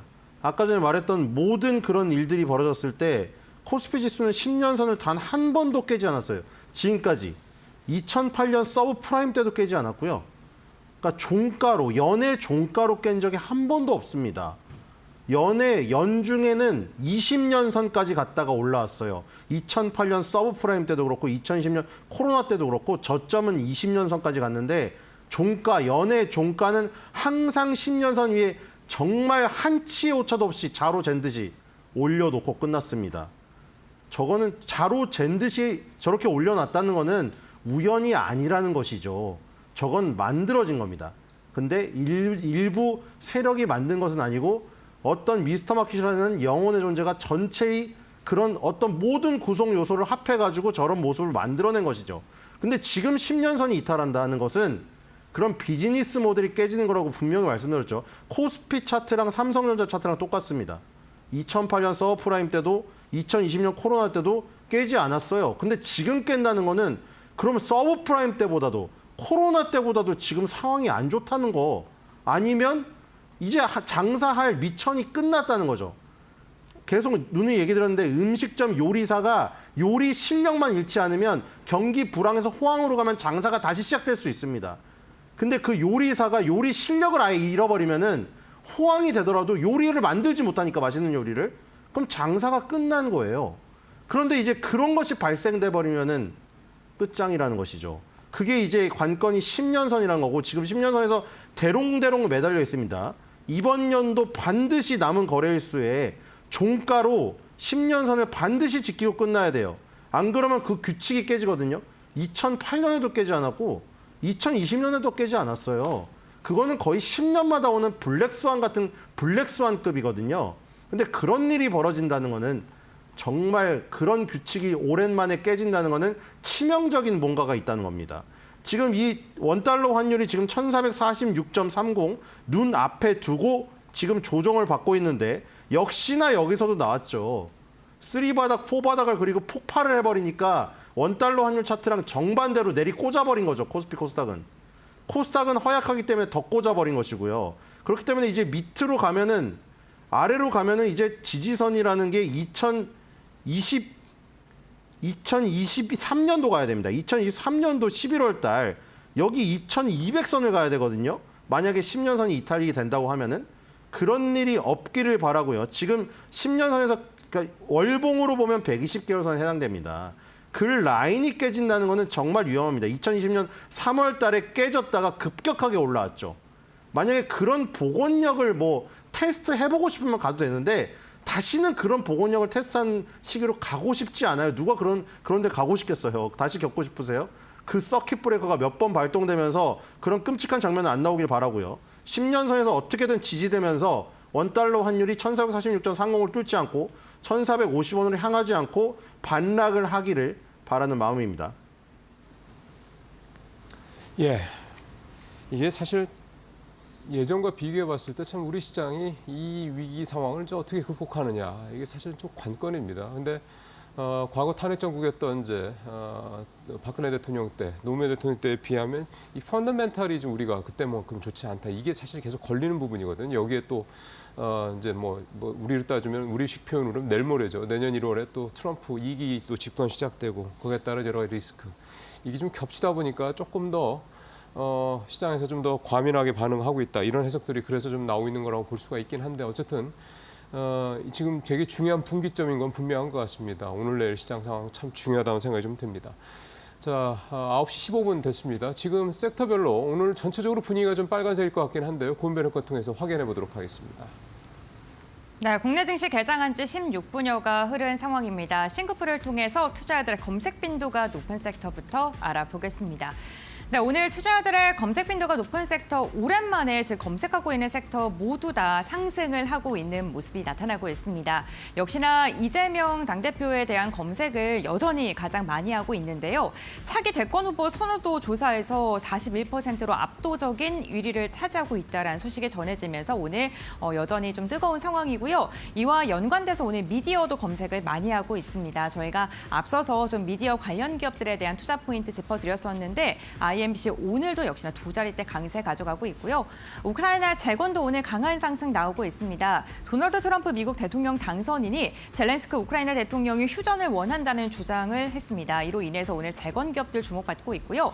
콘텐츠도 상승을 하고 있습니다. 콘텐츠 안에 IMBC와 같은 미디어 관련 기업들이 들어있긴 합니다만 오징어 게임 시즌2가 미국의 골든글로브 드라마 작품상 후보에 올라섰다라는 소식이 전해지면서 이 부분도 좀 주목을 해보셔야 될 것 같고요. 중국 기업 함께 확인해 보시죠. 제가 앞서 동시호가 상황 속에 통화 정책을 14년 만에 완화로 중국이 틀었다라는 이야기 말씀드렸습니다. 오늘 중국 관련돼서 내수 진작에 대한 기대감 속에 화장품 중국 기업들 일제히 상승하고 있다는 점도 체크해 보시면 좋을 것 같고요. 그럼 계속해서 수급 상황 함께 확인해 보시죠.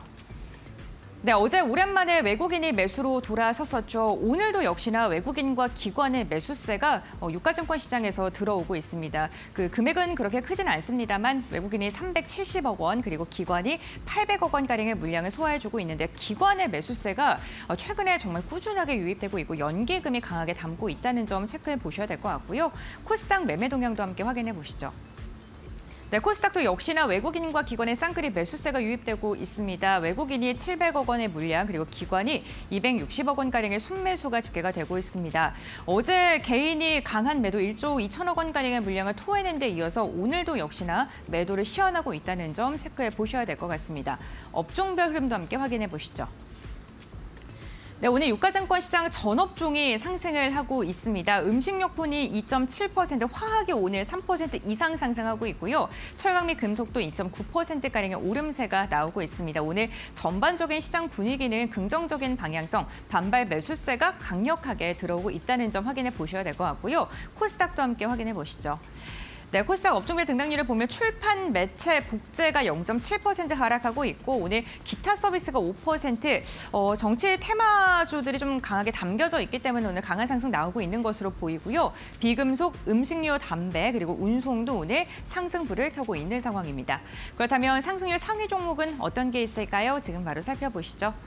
네, 오늘 우크라이나 재건 범위한 건영이 결국에는 가격 제한폭까지 올라섰고요. 삼부토건과 같은 기업들도 두 자릿대 강세 나오고 있습니다. 현재엘리트 같은 경우에는요, 22%가량의 오름세가 지금 확인이 되고 있는데 역시나 이재명 당대표의 지금 모멘텀 테마주 성향으로 오늘도 좀 주목을 받고 있는 듯합니다. 다음은 코스닥 상승률 상위 종목도 함께 확인해 보시죠. 네, 코스닥 상승률 상위 종목을 보게 된다면요. 우선 오리엔트 전공이 오늘도 가격 제한폭 지금 5가지의 종목이 일제히 상한가로 올라선 게 특징적인데 보시게 되면요. 전반적으로 이재명 당대표와 함께 지금 연관되어서 테마성 움직임이 굉장히 강한 종목을 중심으로 가격 제한폭까지 올라섰다는 점 확인해 보실 수 있고요. 다음 장 함께 보겠습니다. 네, 코스닥 상승률 상위 종목 보게 된다면요. 위즐 스튜디오가 오늘 22%가량의 오름세 나오고 있습니다. 역시나 오늘 미디어 관련된 기업도 좀 눈여겨보시면 좋겠다. 콘텐츠 기업들에 대한 이야기 드렸는데 23%가량 상승하고 있고요. 다음 장 함께 확인해 보겠습니다. 네, 오늘 CJ 바이오사이언스가 20%가량의 오름세가 확인이 되고 있습니다. 400억 원 규모의 유증에 대한 이야기가 오늘 주가를 강하게 들어올리고 있고요. 대동기업 같은 경우에도 지금 제휴 관련된 소식이 M&A 관련된 이야기 나오면서 오늘 17%가량의 오름세 나오고 있습니다. 두산밥캡과의 자회사가 거래를 지금 할 수 있다는 소식이 전해지면서 계약 체결 소식에 어제여서 오늘도 17%가량의 오름세 확인되고 있다는 점까지 확인해 보시면 좋을 것 같습니다. 네, 이렇게 상승률 상위 종목까지 살펴봤는데요. 그렇다면 전문가들은 오늘 장 특징 중 어떻게 선정했을까요? 지금 바로 알아보시죠. 예, 오늘은 상당히 다들 많이 오르고 있습니다. 지금 코스닥은 이제 3.3%까지 상승률이 올라갔고요. 코스피도 1.7%까지 지금 올라가 있는 그런 상황입니다. 자, 오늘 전체적으로 플러스권입니다. 오늘 같은 날 좀 눈에 띄는 종목별, 업종별 흐름 좀 보도록 하겠습니다. 오 팀장님 어떤 게 보이세요? 네, 삼성전자부터 한번 보겠습니다. 네. 장 초반보다 상승폭을 줄이긴 했지만 그래도 1% 플러스권에서 움직이고 있습니다. 증권사에서 내년 실적 전망 하향 조정이 나왔죠. 그래서 키움증권에서 내년 영업이익이 시장 전망치보다 6조 원 정도 낮게 나올 것이다. 레거시 반도체 부분의 부진이 장기화될 것이다. 이런 리포트가 나왔는데 그럼에도 불구하고 저가 매수가 좀 들어옵니다. 그래서 최근 삼성전자가 버티는 부분은 이제 수급 쪽에서 힌트를 찾을 수 있을 것 같아요. 지금 자사주 매입이 한 3주 정도 진행이 되고 있고 8천억 정도 산 것으로 보여집니다. 53,000원에 대한 주가 방어 의지가 굉장히 강한 것으로 보여집니다. 삼성전자도 이제 주식담보대출 물량, 대주주 물량이 좀 있긴 하거든요. 그래서 그런 부분에 있어서 5만 원 초반대는 계속해서 지키려는 흐름들이 나올 가능성이 높다라고 보고요. 앞으로 한 2달 반 정도 기간 동안 한 2.2조 정도의 자사주 매입을 더 해야 합니다. 그래서 그 동안은 5만 원 초반대 가격이 강하게 지지될 가능성이 높습니다. 최근에 자사주 매입 패턴을 보면 조금 주가가 올라가면은 한 80만 주 정도로 자사주 매입을 줄이고 하락하면 120만 주 정도로 자사주 매입을 늘리거든요. 그래서 앞으로도 이런 패턴이 계속해서 이어질 가능성이 높다라고 보기 때문에 바닥은 잡았다라고 생각을 합니다. 그래서 보유하고 계신 분들 계속해서 보유해 나가시면 될 것 같고 추가 매수도 충분히 가능할 수 있는 구간이다. 이렇게 판단하고 있습니다. KB금융 보겠습니다. 그래서 앞서도 말씀해 주셨는데 오늘 은행주 전체적으로 반등입니다. 밸류업 수혜주가 다 하락을 했었죠. 역시 탄핵 이슈와 또 결부되는 부분이라고 보시면 되는데 민주당도 이제 상법 개정을 추진을 하잖아요. 그래서 그렇다는 것은 야당이든 여당이든 코리아 디스카운트를 해소하겠다라는 의지는 있다라는 겁니다. 그래서 밸류업 정책은 어쨌든 이제 대통령과 이제 무관하게 추진될 가능성이 높다라고 보고 있습니다. 은행주는 특히 이제 실적 안정성과 배당 매력이 유효하다라고 보고 있고요. 특히 KB금융은 밸류업이 리밸런싱 됐을 때 신규 포함될 수 있는 종목 중에 하나입니다. 그래서 그런 관점에서 은행주 내에서 특히 관심 있게 보셔야 될 것 같고 밸류업 관련주가 많이 빠졌을 때를 또 저가 매수의 기회로 삼아볼 수 있지 않을까 이렇게 판단됩니다.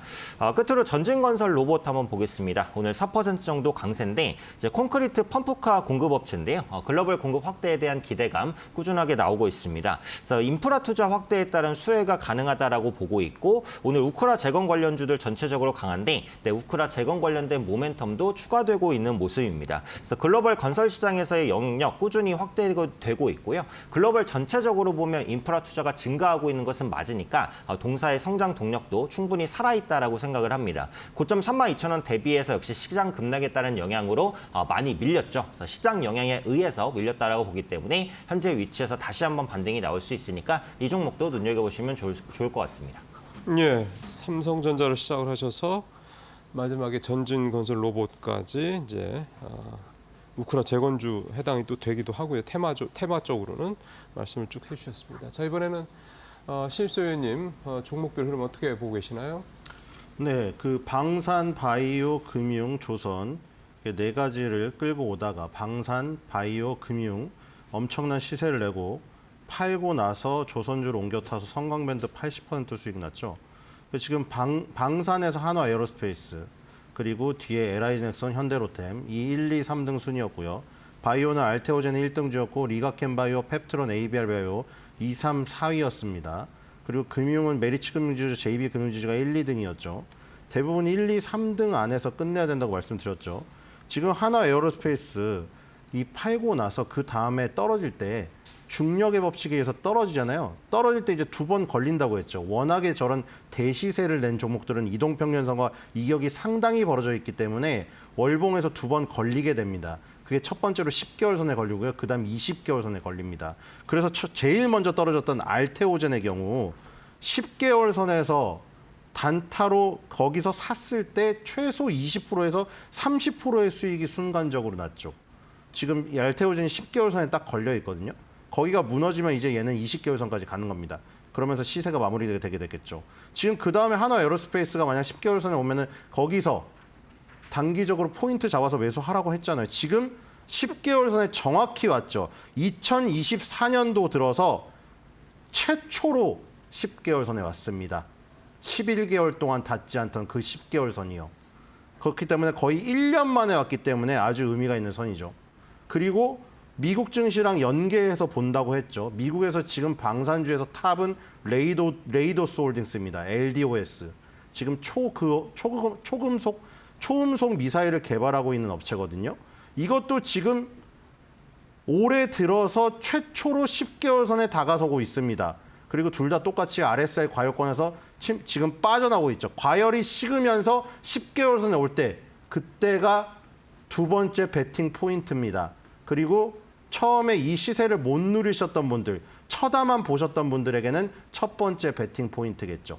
그렇기 때문에 지금 한화 에어로스페이스, 레이도스 홀딩스 이 모습을 봤을 때 10개월 선에서 베팅 해볼 만한 찬스가 왔죠. 이렇게 보시면 될 것 같고요. 그 다음에 계속 말씀드린 히타치, 일본의 히타치죠. 2501인데 이거랑 HD 현대일렉트릭, 영혼의 동반자죠.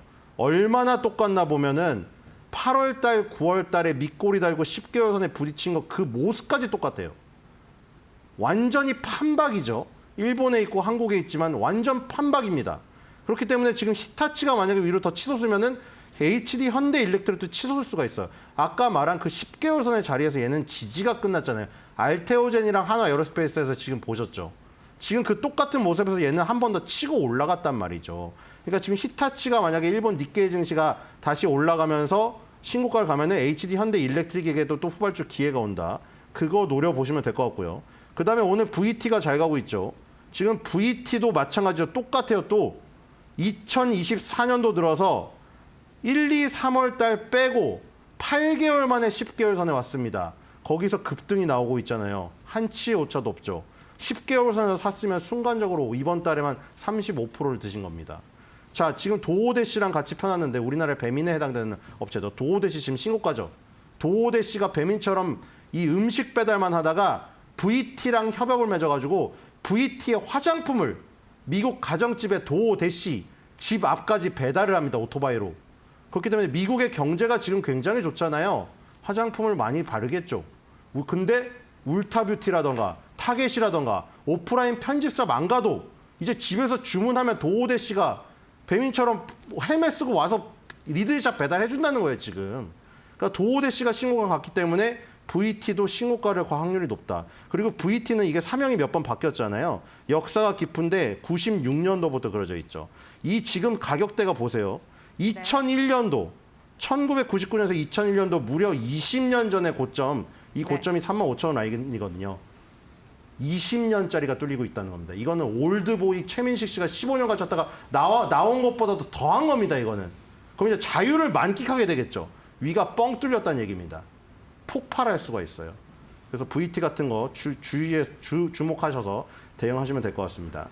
네, 알겠습니다. 오늘도 10개월 부분에 있는 종목들 반등 나오는 기업을 중심으로 해서 좀 이야기를 해봤고요. 그럼 오늘장 키포인트 어떻게 선정하셨는지 두 분과 이야기 이어가 보겠습니다. 오 팀장님 어떻게 선정하셨을까요? 네, 국내의 변동성 장세는 어쨌든 좀 지속된다라는 부분인데 국내의 수많은 악재 요인에 대한 노출이라든지 반영이 진행이 됐지만 어쨌든 탄핵 정국이 진행 중이기 때문에 새로운 환경을 맞았죠. 그래서 시장 변동성은 확대가 됩니다. 그래서 오늘 반등이 나오고는 있지만 이게 V자 반등으로 갈 가능성 가능성보다는 뭐 이중이라든지 다중 바닥으로 갈 가능성이 높아요. 그래서 신규 매수를 만약에 고려하신다고 하더라도 너무 급하게 하실 필요는 없다라는 말씀을 드리고 싶고요.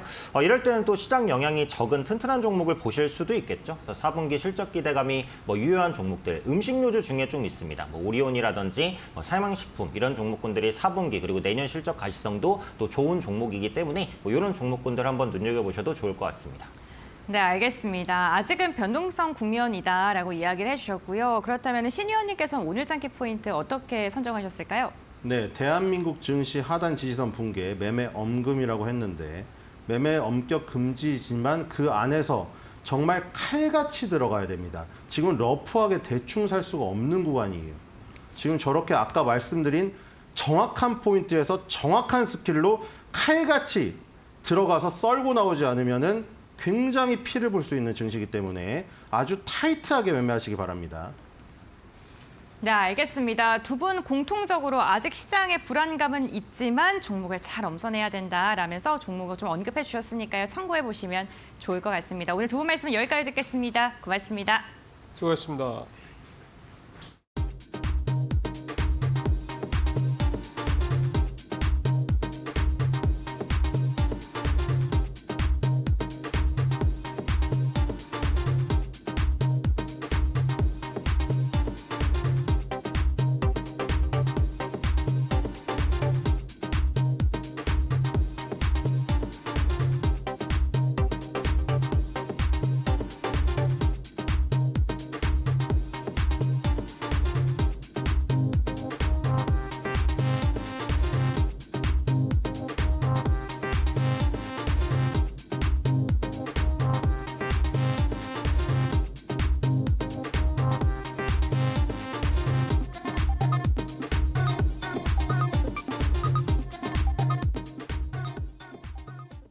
자, 오늘 마지막 코너 오늘장 선발 종목 들어가 볼 텐데요. 오늘은 서용원 SK증권 이천지점 차장입니다. 차장님 안녕하세요. 네, 안녕하세요. 자, 오늘 혹시 종목 뭐 보신 게 있습니까? 네, 오늘 제가 좀 보고 있는 종목은 크래프톤 좀 보고 있습니다. 자, 오늘 그럼 시장 얘기를 좀 하죠. 어떻게 보고 계세요? 네, 우선 뭐 시장의 반등이 좀 이어지고 있는 상황 속에서 뭐 외국인 수급을 좀 주시하고 있고요. 특히나 이번 주에 옵션 선물 옵션 동시만기일도 있는 상황에서 우리나라 시장에 대한 변동성이 좀 큰 상황이기 때문에 이런 점을 좀 감안해서 좀 종목 선별과 시장의 스탠스를 좀 보셔야 되지 않을까라고 생각을 하고 있습니다. 자, 그러면은 뭐 주목하고 있는 어떤 포인트들 어떤 것들이 있으신가요? 네, 우선 뭐 3분기 실적에 대한 부분들부터 우리가 좀 주목해 볼 필요가 있을 것 같은데요. 뭐 이미 발표된 부분이긴 합니다만 전년 동기 대비 52% 증가한 2조 7천억 가량 좀 나온 모습들을 좀 볼 수가 있겠습니다. 여전히 최근 게임사들의 특징들을 보면 굉장히 강력한 IP를 들고 있느냐 아니냐에 따라서 시장의 매출이 좀 엄연하게 나뉘는 상황인데요. 크래프톤은 배틀그라운드에 대한 IP를 굉장히 잘 활용함으로써 지속적으로 매출을 좀 만들어내고 있다라는 것이 좀 특징이라고 볼 수 있겠고요. PC와 모바일 부분의 ARPU, 즉 사용자당 평균 매출이 상당히 안정적으로 좀 나오고 있다라는 점이 좀 상당히 좀 긍정적인 흐름으로서 25년도 성장에 대한 부분들이 계속해서 증가할 수 있다라고 좀 볼 수 있겠습니다. 현재 뭐 컨센서스 기준에서 PER이 14.6배로서 다른 게임주들에 비해서 여전히 뭐 밸류에이션 차원에서도 부담이 좀 없다라고 볼 수 있겠고요. 여기에 따라서 외국인 기관 수급들을 들어온다라는 점을 감안해 본다라면 뭐 여전히 추세 상승에 대한 흐름을 좀 가져갈 수 있지 않을까라고 예상을 하고 있습니다. 네, 차장님 오늘 말씀 잘 들었습니다. 감사합니다. 네, 감사합니다. 네, SK증권 서용원 차장이었고요. 지금 이제 마지막으로 지수 살짝 보고 마무리하겠습니다. 코스피 1.9% 상승을 해서 2,400선 다시 넘었고요. 코스닥은 3.6%까지 좀 상승폭을 키웠습니다. 650선 좀 바짝 다가서고 있는 그런 모습입니다. 네, 오늘 마켓나 일부 여기서 마치고요. 계속 이재 앵커의 이코노미 톡으로 이어지겠습니다.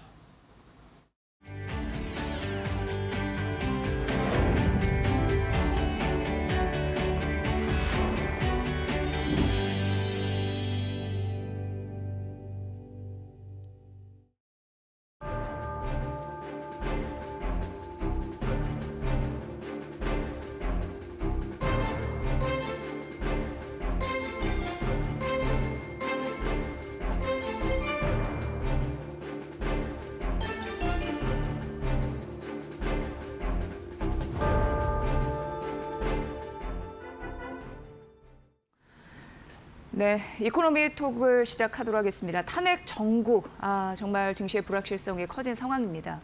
어제 여러분들 뭐 연 저점으로 추락한 코스피, 코스닥 같은 경우에도 4년 8개월 만에 최저치인데 오늘 기술적 수준의 반등은 하고 있습니다. 그래서 코스피가 장중에 2,400, 그리고 코스닥은 650까지는 되찾기는 했는데 이게 추세적으로 상승을 이뤄내야 할 텐데요. 좀 보도록 하겠습니다. 자, 오늘 KB국민은행 장재철 박사와 시장과 경제 분석하도록 하겠습니다. 박사님 어서 오세요. 안녕하십니까? 네. 참 어려운 그런 시간을 저희가 보내고 있는 것 같습니다. 네. 오늘 가장 먼저 눈에 띄는 거는 지수도 지수인데 환율 얘기를 좀 먼저 드리고 싶거든요. 이제 환율이 1,430원 선을 돌파를 했습니다. 근데 환율이 이렇다 보니까 불안감이 엄습하면서 외국인 투자자들의 투매를 불러일으킨다라는 지적도 여전한 상황입니다. 박사님의 의견을 좀 듣고 싶은데요. 예, 아무래도 우리 달러에 대한 원화의 가치가 이제 환율이잖아요. 예. 그런데 외환 시장에서 원화에 대한 평가는 사실 리스키 커런시, 위험 커런시로 우리가 좀 평가를 많이 받고 있어요. 네. 그래서 지금과 같은 정치적인 불확실성이 심화될 경우에는 원화가 달러에 대해서 약세를 보이는 경향이 크고요. 이렇게 원화가 이제 달러에 대해서 약세를 보인다고 하면 이 소위 말해서 달러 표시, 외화 표시 자산으로 되면 또 가치가 떨어지잖아요. 네. 그러니까 아무래도 외국인들 입장에서는 투자 매력도가 떨어지는 상황입니다. 그래서 뭐 그 계엄 사태가 있었던 3일 저녁에 달러 원 환율이 1,440원을 넘었었잖아요. 그랬다 지금 좀 내려오고 어제 서울 환시에서 1,437원에서 끝났고 야간에서는 1,400 한 30원대 네. 내에서 움직였던 것 같아요. 근데 예, 오늘 예. 시작할 때 보니까 좀 레벨 다운해서 시작하는 것 같은데 모르겠습니다. 이게 어떤 뭐 불안정성의 완화인지 아니면 잠시 또 조정되는 건지는 모르지만 제일 중요한 것은 시장 내에 있는 불확실성이 빨리 좀 줄어들어야만이 달러 원 환율도 좀 레벨 자체가 내려오지 않을까 이렇게 얘기해 볼 수 있을 것 같습니다. 네. 정말 환율이 치솟으면 달러의 빚 부담이 커지면서 회사 자체도 경영하기가 어려워지는 맞습니다. 예, 증시 전반적으로 이제 그런 분위기는 있습니다. 어쨌든 이제 수급 이탈 부분도 우리가 생각을 해야 되는데 환율이 고공행진을 하고 있는 상황이고 그리고 자금 시장도 냉각되는 기류를 지금 느끼고 있듯이 개인 투자자분들도 투매 현상을 이어서 보이고 있거든요. 이 코스피 같은 경우에도 오늘 3거래 연속 빼고 있는 상황이고 개인 투자자 말씀드리는 겁니다. 코스닥 역시 뭐 12월 3일부터 뭐 계엄 이후에는 더 적극적으로 팔고 있는 흐름들, 국장 탈출의 흐름들이 나타나고 있는데 이걸 이제 본격화됐다고 얘기를 하더라고요. 근데 이거를 막아야 되는데 예, 어떻게 보십니까? 예. 사실 우리 그 개인 투자자들이 이렇게 투매 아니면 뭐 매도를 크게 가져가는 것은 예. 그동안 우리 증시를 국장이라고 얘기했듯이 어떻게 보면 약간은 다른 증시에 대해 다른 나라 국가 다른 국가들의 증시에 비해서는 성과가 미약했잖아요. 예. 부진했던 부분이 있었고 이런 상황에서 국내의 정치적 상황이 이제 불안해지니까 어쩔 수 없이 이제 순매도세를 지속하게 되는 그런 상황인데 사실 뭐 며칠 동안만 하더라도 1조 이상을 뺐지 않았습니까? 예, 예. 그 유가증권 시장과 코스닥 시장에서. 그래서 이러한 부분들을 완화시키기 위해서는 투자 심리를 개선시켜야 되는데 정부 입장에서는 증환펀드라든지 아니면 밸류펀드라든지 여러 가지를 가지고서 시장 안정을 위해서 노력하는 것 같습니다. 근데 다행히 어제와 오늘 보면 외국인들의 또 순매수세가 보이고 있어요. 예. 그래서 시장은 일단 좀 안정을 좀 찾는 모습이긴 한데 다시 말씀을 드리지만은 이 모든 것들의 그 정도와 그 깊이는 불확실성이 얼마나 더 오래 갈지 아니면 더 빨리 안정이 될지와 관계가 있을 것 같습니다. 그래서 이런 부분들이 조기에 좀 시정이 됐으면 좋겠다는 개인적인 바람이 큽니다. 네. 근데 한편으로는 지수나 이제 종목의 주가가 많이 떨어지다 보니까 저가 매수의 흔적들도 사실 나타나고 있습니다. 네. 이제 지수 하락은 뭐 저가 매수 공식이 깨졌다라는 일부 기사들도 있습니다만 사실 이런 데 포착은 되거든요, 자금이. 네네. 개인적으로 이제 개인 투자자분들이 은행과 조선 이제 상장 지수 펀드라고 해서 ETF 자금을 늘리고 있는 상황인데 이거 대거 사들였다고 표현할 수 있고요. 오늘 같은 경우에도 조선주, HD 현대미포조선, 하나오션, HD 한국조선해양, 뭐 하나엔지 그동안 많이 떨어졌긴 했습니다만 네네. 또 오르는 흐름들을 반등이라고 표현하겠습니다. 이런 흐름들이 나타나긴 하거든요. 예, 뭐 잘 지적해 주셨습니다. 장이 다 안 좋다고 그래가지고 투자할 곳이 없는 건 아니고요. 또 종목들마다 여러 가지 뭐 AI 관련된 부분이라든지 여러 부분에서는 또 순매수세와 주가 상승이 있는 부분이 있는데 지금 말씀 주셨던 그 금융주라든지 조선주는 특히 그동안 이 계엄 사태 이후에 낙폭이 컸었죠. 예. 금융주 같은 경우에는 밸류 프로그램의 수혜주였는데 이것이 좀 지속될 가능성이 좀 적어질 수 있다는 우려가 커지면서 많이 빠졌었고요. 조선주 같은 경우에는 부진한 수출 가운데서도 실적 개선이 계속 나타나고 있고 또 수술 환경이 좋아진다고 하면 빠르게 반등할 수 있는 부분이 있기 때문에 이런 분들이 반영이 돼서 우리 개인 투자자들이 좀 매수를 좀 늘리는 거 아니겠느냐 이렇게 볼 수가 있을 것 같습니다. 네. 오늘 같은 경우에도 KB금융 사실 가장 큰 타격을 받았던 금융주를 대표하는 그런 종목이기도 했습니다. 뭐 5일에는 10% 이상 빠졌고요. 어제 같은 경우에도 3% 가까이 급락했고요. 오늘은 약 기술적 수준이 아니라 1.45% 반등세를 보여주고 있는데 지속적으로 은행 같은 경우 이제 주주 환원 재고 정책 이런 부분 또 계속 보시면서 아무래도 계산을 좀 해보시면 도움이 되실 것 같고요. 지금 그 시중의 투자 자금이 어디로 가나 이렇게 좀 확인을 해봤더니 굉장히 짧은 단기 그리고 대기성 요런 그래서 주차장이라고 또 파킹 이렇게 표현을 하던데 그게 이제 불안해진 투자 심리가 이쪽으로 쏠리나 이런 생각도 들었습니다. 박사님은 어떻게 생각하세요? 네, 아무래도 시장이 불안하게 되면 현금성 자산을 늘리는 것이 투자의 어떻게 보면 정석이라고도 얘기할 수 있겠죠. 그래서 그런 면에서 보면 특히 현금과 같은 요구불 예금 같은 경우에는 지난 일주일 동안 약 한 12조 정도 늘어났다고 합니다. 증가했고 여기에는 물론 이제 외화 예금이 들어가서 원화가 약세가 되니까 환으로 좀 개선된 부분이 늘어난 것도 있지만은 이렇게 요구불 예금이 늘어난다는 것은 그만큼 불확실성에 대처하기 위한 노력일 수도 있고요.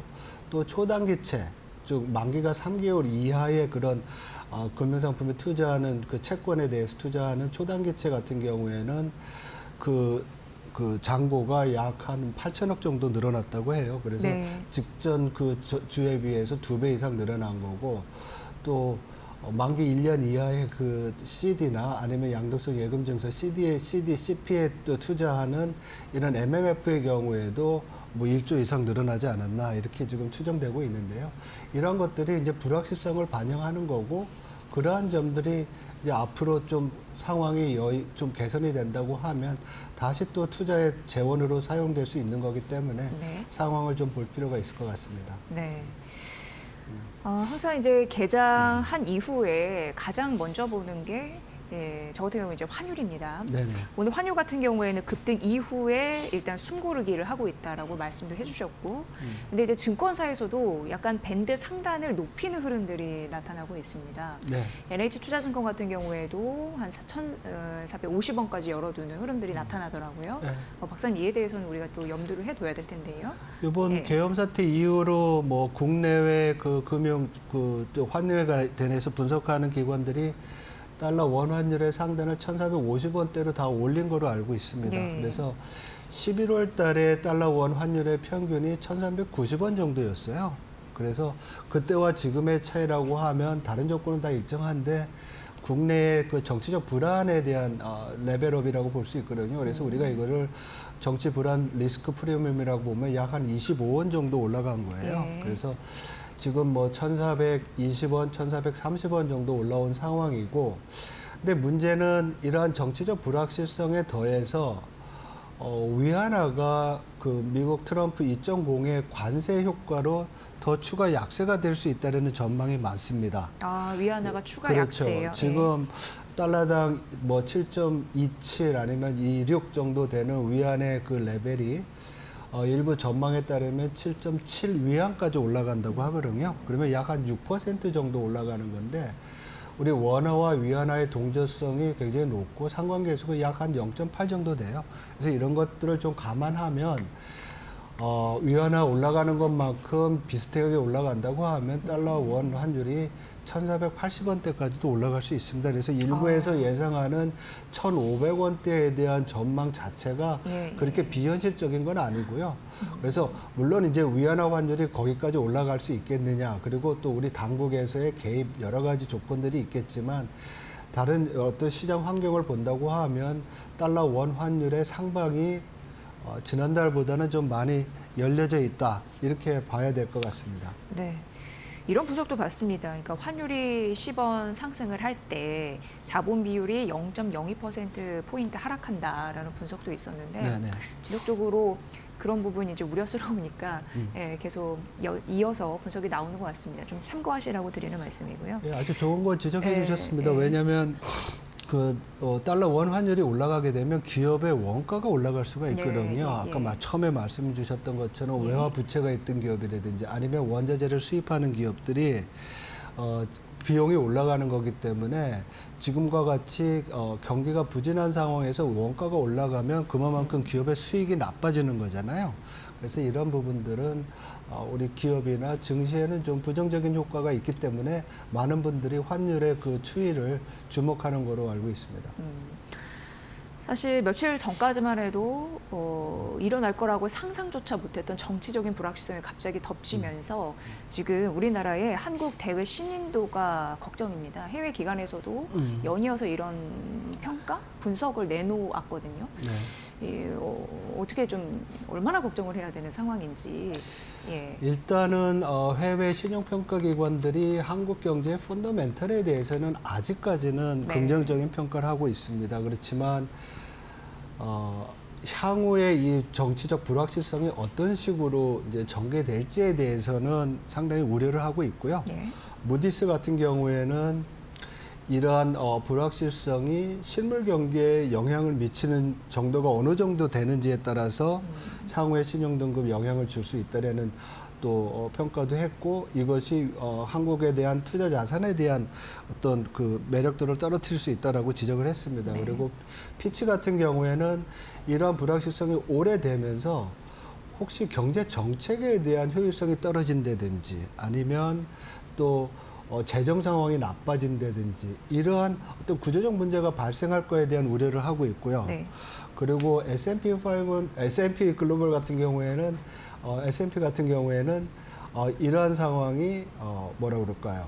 좀 아직까지는 괜찮지만은 경제 정책이라든지 아니면 금융 정책에 있어서의 부조화를 가져오지 않겠느냐. 현실 경제와 맞지 않는 그런 정책적인 어떤 효율성 이슈들을 다시 제기하면서 이 장기화될 경우에 이렇게 앞에서 이제 3대 신용평가사가 얘기했던 이런 내용들이 현실화될 가능성에 대한 우려를 좀 키우고 있습니다. 그래서 이런 것들이 현실화될 경우에는 신용 전망이 좀 나빠질 가능성이 있어서 우리 정책 당국뿐만 아니라 정치권에서도 적어도 경제 정책이나 아니면 예산 집행 이런 부분에 대해서는 정부와 굉장히 협조를 해야 될 필요가 있지 않나 이렇게 봅니다. 네. 사실 글로벌 3대 평가사의 분석이 쭉 나오고 있는데 문제는 정치적인 불확실성이 지금은 펀더멘털 괜찮은데 장기화되면 문제가 될 수 있다는 데는 중론을 보이는 것 같아요. 그래서 그 부분은 잘 또 우리가 지켜봐야 될 것 같습니다. 그래서 하루빨리 이 불확실성이 좀 제거되길 바라는 마음입니다.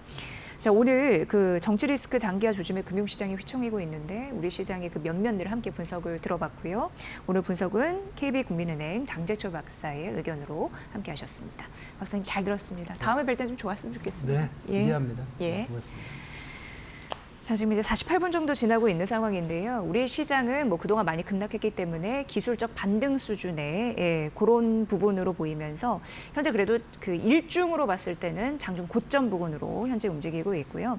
개인은 역시 투매 행렬에 동참을 하고 있는데 외국인과 기관의 쌍끌이 매수는 일부 들어오고 있는 상황입니다. 환율은 다소 숨고르기 현상을 보이고 있습니다. 저희가 잠시 후에 마켓 나우 2부에 조금 더 자세한 오전장 전략 이어서 전해드리도록 하겠습니다. 저는 잠시 후에 뵙겠습니다.